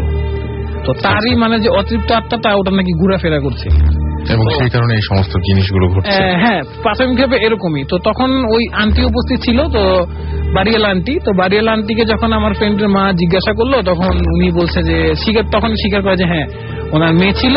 তো যে জামাইটাকে ঘর জামাই ছিল আর কি, বিয়ে দিয়েছিল, মানে ঝগড়া করতে প্রায়। তো মেয়েটা একবার সুইসাইড করে ফেলো ওখানে। তো তখন আন্টি বলে সুইসাইড করা সম্ভব এটাই। তো আন্টি তখন বলে যে এটা আমাদেরকে বললেন না কেন। তখন ওনার নানা রকম কথাবার্তা বলে এড়িয়ে যায়। তো এটার জন্য আর কি হুজুররা ওই যে ঘর বন্ধ করে দেয় যে এরকম একটা ইয়া দেয়, বাট ওই যে যেটা গরিল আকৃতির বা কালো কিছু ওটার মানে ওনারা অ্যানালাইজ করে ওনাদের জ্ঞানের আলোকে বলে যে এটার কোনো মানে ওনাদের কাছে নতুন কিছু, এটার কোনো রেজাল্ট নাই। আচ্ছা, তো দেন দ্রুত ওনারা বাসায় চেঞ্জ করে বলে এটাই চেঞ্জ করে ফেলাটাই বেটার। তো ওনারা চেঞ্জ করে ফেলে। ওকে, সো আমরা কথা না বাড়িয়ে আমরা পরবর্তী ঘটনায় চলে যাই। আপনার কাছে আপনার নামটা বলবেন। Hello listener, this is Sharif from Badda. আর আমার যেসব ফ্রেন্ডরা আজকে মানে নর্মালি ওরা সবাই আজকে ফ্রেন্ডকে দিচ্ছে না, মানে ভয়ে কেউ ভূত এফএম শুনেই না, বাট আজকে যারা শুনতেছে তাদের সবাইকে আমি হ্যালো বলতেছি। বিশেষ করে সুমন, ও খুব ভূত এফএম এর একদম ফ্যান, প্রথম থেকে শুনে। মুরাদ, রুবেল, যারা শুনতেছে সবাইকে আমি হ্যালো বলতেছি। আর এবার আমার ঘটনাটা বলতেছি, সেটা হচ্ছে যে আমার এক ফ্রেন্ড নাম হচ্ছে নিজাম। এটা 1900 মানে একদম 15-16 বছর আগের ঘটনা। ও তখন চিটাগাঙে বহদ্দারহাটে একটা টাওয়াল ফ্যাক্টরিতে জব করে। ও তখন ফোরম্যান ছিল। তো ওর ফ্যাক্টরি থেকে ওর বাসাটা ছিল 15-20 মিনিট হেঁটে গেলে এরকম রাস্তা। তো একদিন রাত্রে ওর ফ্যাক্টরির মেশিনের সমস্যা হওয়ার কারণে ও ফ্যাক্টরিতে মেশিন ঠিক করতে করতে অনেক দেরি হয়ে যায়। তো ভাবে যে এখান থেকে 15-20 মিনিট আমি তো হেঁটে চলে যেতে পারবো বাসায়, সমস্যা নেই। কিন্তু যাওয়ার যে রাস্তাটা, ওই রাস্তাটার মাঝখানে একটা বড় বট গাছ আছে এবং এটার আগে থেকে দুর্নাম ছিল যে জায়গাটা খারাপ, এখানে অন্যরকম কোনো অ্যাক্টিভিটিস আছে। তো ভাবলো যে আমার বাসার কাছে আমি পৌঁছে যেতে পারবো, সমস্যা নেই। এটা সবাই বলে আমি তো কিছু দেখিনি কখনো। তো গেল রওনা দিয়ে আস্তে আস্তে হেঁটে হেঁটে গেল। একা রাত্রে 1টা-2টা বাজে, কেউ নেই রাস্তায়। তো একা একা ও যখন ওই বট গাছের কাছে গেল, তখনই ও দেখতেছে যে দূর থেকে ও দেখতে পেল যে বট গাছের উপর দিয়েও একজন লোকের মাথা দেখা যাচ্ছে, যে এত লম্বা ও তখন একটু ভয় পেয়ে গেছে, ঘাবড়াই গেছে যে এটা তো সম্ভব না, মানুষ ওখানে এত বড় মানুষ তো হওয়ার কথা না। তারপর ও একটু সাহস করে দোয়া টোয়া পড়তে পড়তে আগে যাচ্ছে। যখন ও বটগাছের কাছে পৌঁছেছে তখন তো একদম প্রচন্ড মনে হচ্ছে যে তুফান শুরু হয়ে গেছে, চারদিকে গাছপালা ভেঙে যাচ্ছে। তারপরে ও একটু তাড়াতাড়ি হাঁটা শুরু করছে আর দোয়া পড়তেছে যে আমি তাড়াতাড়ি বাসার কাছাকাছি চলে যাই, এখন ফিরাও সম্ভব না কারণ ও বাসার একদম কাছে চলে আসছে। তো এরপরে ও হঠাৎ দেখতেছে যে ঘোড়ার পায়ের শব্দ হইতেছে, ও পিছনে ফিরে দেখে যে মানে অসংখ্য ঘোড়া ওর দিকে দৌড়ে আসতেছে। তো তাড়াতাড়ি একদম দৌড়ে বাসায় চলে যায়, বাসায় যেয়ে নক করে। তো অনেক রাত সবাই স্বাভাবিকভাবে একটু খুলতে দেরি হয়, তারপরেও সবাই দরজা খোলার পরে ও বললো যে একদম দৌড় দিয়ে কিচেনে গিয়ে সোজা একদম গ্যাসের চুলার উপরে উঠে গেছে, উঠা চুলা জ্বালাই দিছে। তারপরে কতক্ষণ দাঁড়ায় থেকে তারপরে ও নামছে ওখান থেকে। তো এরপর থেকে আর ওর কোনো সমস্যা হয়নি। Thank you. আমরা আবারও যাই আরেকটা ঘটনা, তার মাঝখানে ছোট্ট করে কয়েকটা SMS পড়ে ফেলে আমি। তাহসিন যশোর থেকে লিখেছেন, ভাইয়া ব্যালেন্স নাই, কাইন্ডলি আমার SMS-টা পড়বেন। আমি পড়ে ফেললাম আপনার SMS, সুতরাং ব্যালেন্স নিয়ে চিন্তা করতে হবে না। আমাকে মিসকাস রানা SMS করেছেন যে আমি I love Bhoot FM, Rasel ভাই খুব ভালো লাগছে আজকে ঘটনাগুলো শুনতে এবং আমাদেরও ভালো লাগছে। রেজা এবং আনিশা আমাদের লিখেছেন যে রাসেল ভাই আমার ছোট ভাগ্নি একটা রুমে বসে শুনছি, মানে ভাগ্নি আর তিনি মনে হয় একসঙ্গে শুনছেন, সেটা বুঝতে চেয়েছেন, খুব ভয় লাগছে। কল্লোল মৌসুমী লিখেছেন মিরপুর থেকে, ভাইয়া খুব ভয় পাচ্ছি। সো যারা SMS পাঠাতে চান তারা SMS পাঠান। নিয়মটি হচ্ছে মোবাইলের মেসেজ অপশনে গিয়ে টাইপ করুন SHOUT শাউট স্পেস আপনার নাম স্পেস আপনার মেসেজ 9840 নাম্বার। এছাড়াও কল্যাণ খুলনা থেকে SMS করেছেন কিউট নিলয়, রাজু ফ্রম বরিশাল, চট্টগ্রাম থেকে আমাদের SMS করেছেন কেউ একজন নাম লেখেননি, রায়হান আমাদের SMS করেছেন যশোর থেকে, শুভ ক্রিকেট প্লেগ্রাউন্ড থেকে SMS করেছেন আমাদেরকে, মারুফ আমাদের SMS করেছেন। এছাড়া আমাদের SMS করেছেন সম্রাট, SMS করেছেন নাসির উদ্দিন। এছাড়াও আমাদের SMS করেছেন মাজারুল গৌরীপুর ময়মনসিংহ থেকে, জাহিদ বিন সাবিত আমাদের চট্টগ্রাম থেকে SMS করেছেন, আরিফ আমাদেরকে নারায়ণগঞ্জ থেকে SMS করেছেন, ফারহাদ আমাদের SMS করেছেন আমাদেরকে রাজু, পল্লব সহ আরো অনেকে। চলে যাবো আপনার কাছে আবার ঘটনায়, ছোট্ট করে ঘটনাটা বলবেন। হ্যালো লিসনার, আমি ফাহিম ঢাকা সিটি কলেজ থেকে। আমার সেকেন্ড যে ইভেন্ট আমি শেয়ার করব সেটা হচ্ছে 1986 সালের আমার এক মামার, আমার আম্মু চাচাতো ভাই। তখন আমার আম্মুর বিয়ের 4 কি 5 দিন পরে ঘটনা, আমার নানুর বাড়িতেই। তো আমার নানুর বাড়িতে একটু বলে রাখি, আমার নানুর বাড়িতে পথে যাওয়ার আগে আমার নানুর বাড়ির পথে প্রায় 4টা কবরস্থান আছে। তার মধ্যে ফার্স্ট যে কবরস্থানটা পড়ে চৌরাস্তার মুখে, ওই কবরস্থানটা কথিত আছে যে মানুষ ওটা নিজে তৈরি করা নেই, মানুষের কেউ কবর দেওয়া হয়েছে এমন না। একদিন ভোরে সকালে মানুষ এটাকে আবিষ্কার করে যে কবরের মতো উঁচু করে মাটি তোলা। আচ্ছা, হ্যাঁ, তখন মানে ওখানে কেউ মারা গেছে বা তারপরে কবর দেওয়া হচ্ছে এমন কোনো মানুষ কিছুই করেনি, অটোমেটিক কবরের মতো একদম রিসাইজ করে কবর যেভাবে দেওয়া হয় ইসলামের দৃষ্টিতে ঠিক সেভাবে মাটি। ওখানে কি কেউ কোনোদিন মানে এরকম খবর নিয়েছেন বা বলেছে কেউ যে কেউই ওইটা মানে ওই জিনিসটা কেউ মানে গ্রামের কেউ বানায়নি? বা হ্যাঁ, খবর নেওয়া হয়েছে অনেক, মানে আগন্তুক বাড়ি থেকে সেখানে করছে কিনা বা করছে কিনা কোনো খোঁজ খবর পাওয়া যায়নি। পরে সেটা ওখানে অবশ্য বাউন্ডারিটা এলাকার লোকজন পরে দেয়, কিন্তু ওখানে পরে যেটা দেখা যায় ভোর রাতে ওখানে আলো জ্বলতে দেখা যায়, ওই যে জায়গাটার কথা বলতেছি আলো জ্বলতে দেখা যায় এবং সেখান থেকে সমবেত কণ্ঠে জিকিরের আওয়াজ শোনা যায়। আচ্ছা, তো এখন তো মানুষ সাহস করে তো কাছে যায় না, ভয় পায় না, ভয়ে কাছে যায় না, কিন্তু প্রায় সময় যখন জিনিসটা শুনে তখন মানুষ কনফার্ম হয় যে এখানে হয়তো মানুষের কিছু না, জিন জাতি কেউ এখানে এসে জিকির টিকিট করে অথবা ওদের কেউ এখানে দাফন করা হয়েছে। বুঝতে পেরেছি। তো যাই হোক, ওই দিন রাতে যে ঘটনা ঘটছে সেটা আমার সবাই মেহমান টেমান প্রায় চলে গেছে। তো আমার মামা হোস্টেল থাকতো, সোহাগ মামা SSC ক্যান্ডিডেট ছিল তখন। তো রাতে খাবার দাবার নিয়ে উনি যাচ্ছেন হোস্টেলের দিকে, ওখানে যাচ্ছেন তখন রাত 11টা কি 11:30 বাজবে। তো তখনকার 1986 সালের ঘটনা, তখনকার 11:30 মানে অনেক ভোর রাতের মতোই প্রায়। এবং তখনকার ওই এলাকাগুলো প্রায় ঝোপঝাড়ে ছিল, অতটা এখনকার মতো পরিষ্কার অমন ছিল না। আচ্ছা, পরে আমার যাচ্ছেন, আমার মামা একটা কথা বলে রাখি, মামা একটু বদমেজাজি এবং রাগী টাইপের ছিলেন এবং একটু উৎসুক মনা ছিলেন। যখন উনি ওই মাজারের পাশ দিয়ে যাচ্ছেন তখন উনি দেখতে পেলেন যে 10 থেকে 15 জন সাদা পাঞ্জাবি পরা মানুষ ওই মাজারের পশ্চিম পাশে মাজারের দিকে মুখ করে দাঁড়িয়ে আছে। আচ্ছা, তো উনি হঠাৎ করে দাঁড়ালেন, দাঁড়িয়ে দেখলেন জিনিসটা কি, তার মধ্যে হঠাৎ একজনের সাথে তার চোখাচোখি হয়ে গেল। তো ওই লোকটা ওনাকে ইশারা দিয়ে বললো ওনার কাছে আসার জন্য। উনি ওনার কাছে গেলেন, কাছে যাওয়া ওনার হাতে একটা কথা বলে, ওনার হাতে একটা মিনি টর্চ লাইট ছিল, কেমন 2 পেন্সিল ব্যাটারি এক টর্চ লাইট, এগুলো আমরা আগে দেখতাম সেই ধরনের টর্চ লাইট ছিল।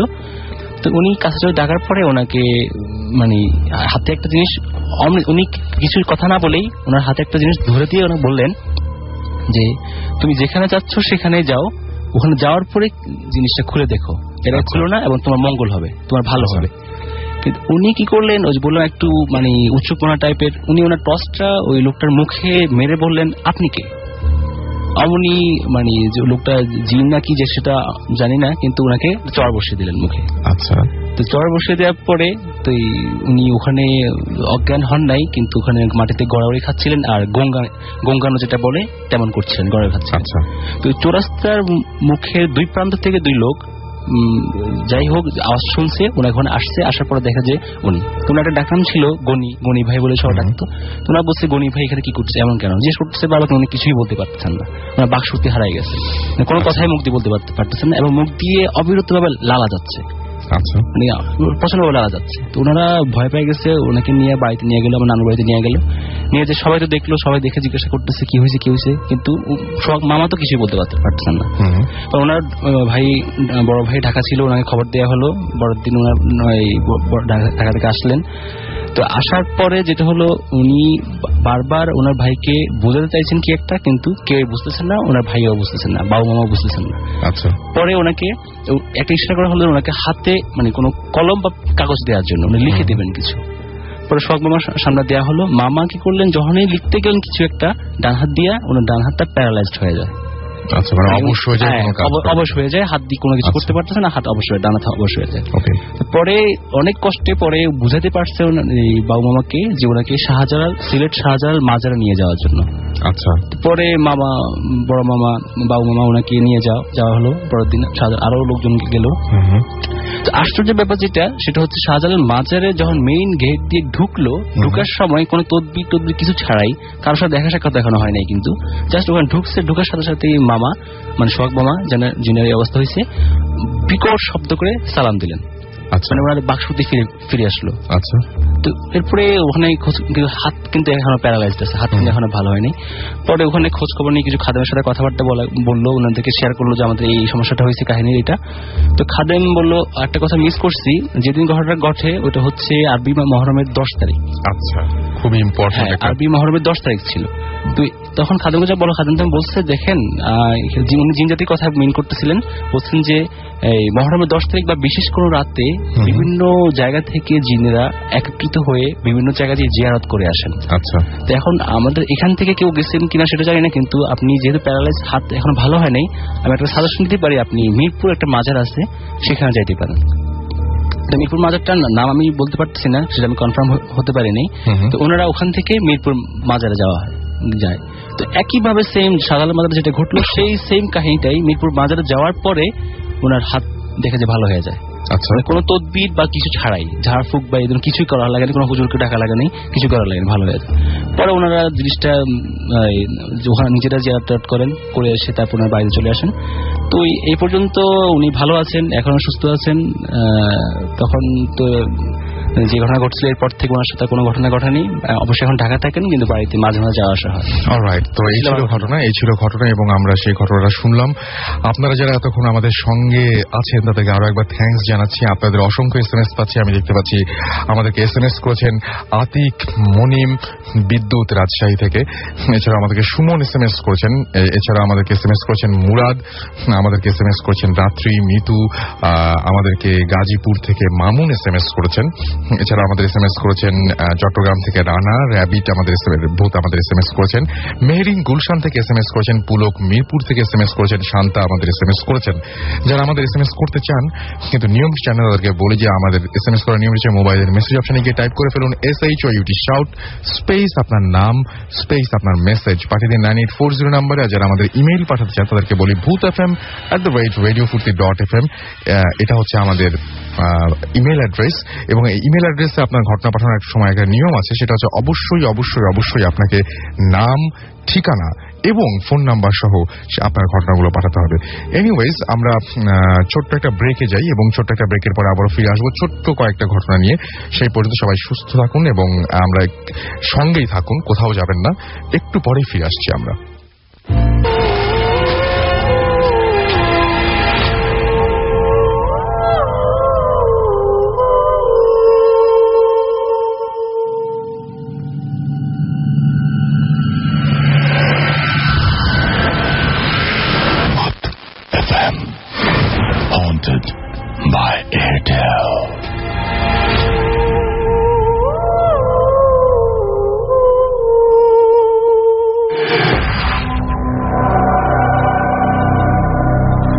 শুনছেন সবসময় রেডিও ফুর্তির সাথে আছি রাসেল। চলছে ভূত FM 100 বাই এয়ারটেল এবং একটু পর একটা আপনাদের SMS পাচ্ছি আমরা।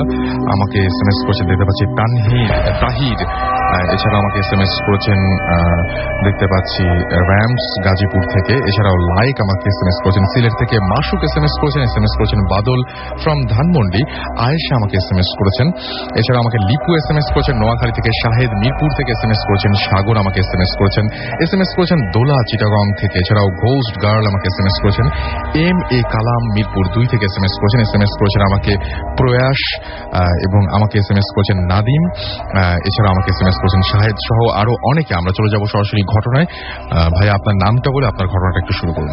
হ্যালো লিসেনার্স, আমি রোহান বাপ্পি এগেইন। আচ্ছা, এখন যে ঘটনা দুটো আমি শেয়ার করব সে দুটো একেবারে আমার নিজের সাথে ঘটা দুটো ঘটনা। ওকে।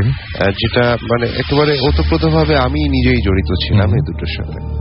তো প্রথমে যেটা বলবো সেটা হচ্ছে আমার ছোটবেলার একটা কাহিনী। যখন আমি এটা হচ্ছে চিটাগাংয়ের হাটাজারিতে থাকতাম আমি তখন। তো আমার ফাদার সরকারি চাকরি করার কারণে আমার বিভিন্ন ডিস্ট্রিক্টে ঘোরার সুযোগ হয়েছে। তো আমি যে বাসাটায় থাকতাম সে বাসাটা অনেক বড় একটা ফ্ল্যাট ছিল। আমরা 4 তলায় থাকতাম, 5 তলায় থাকতাম।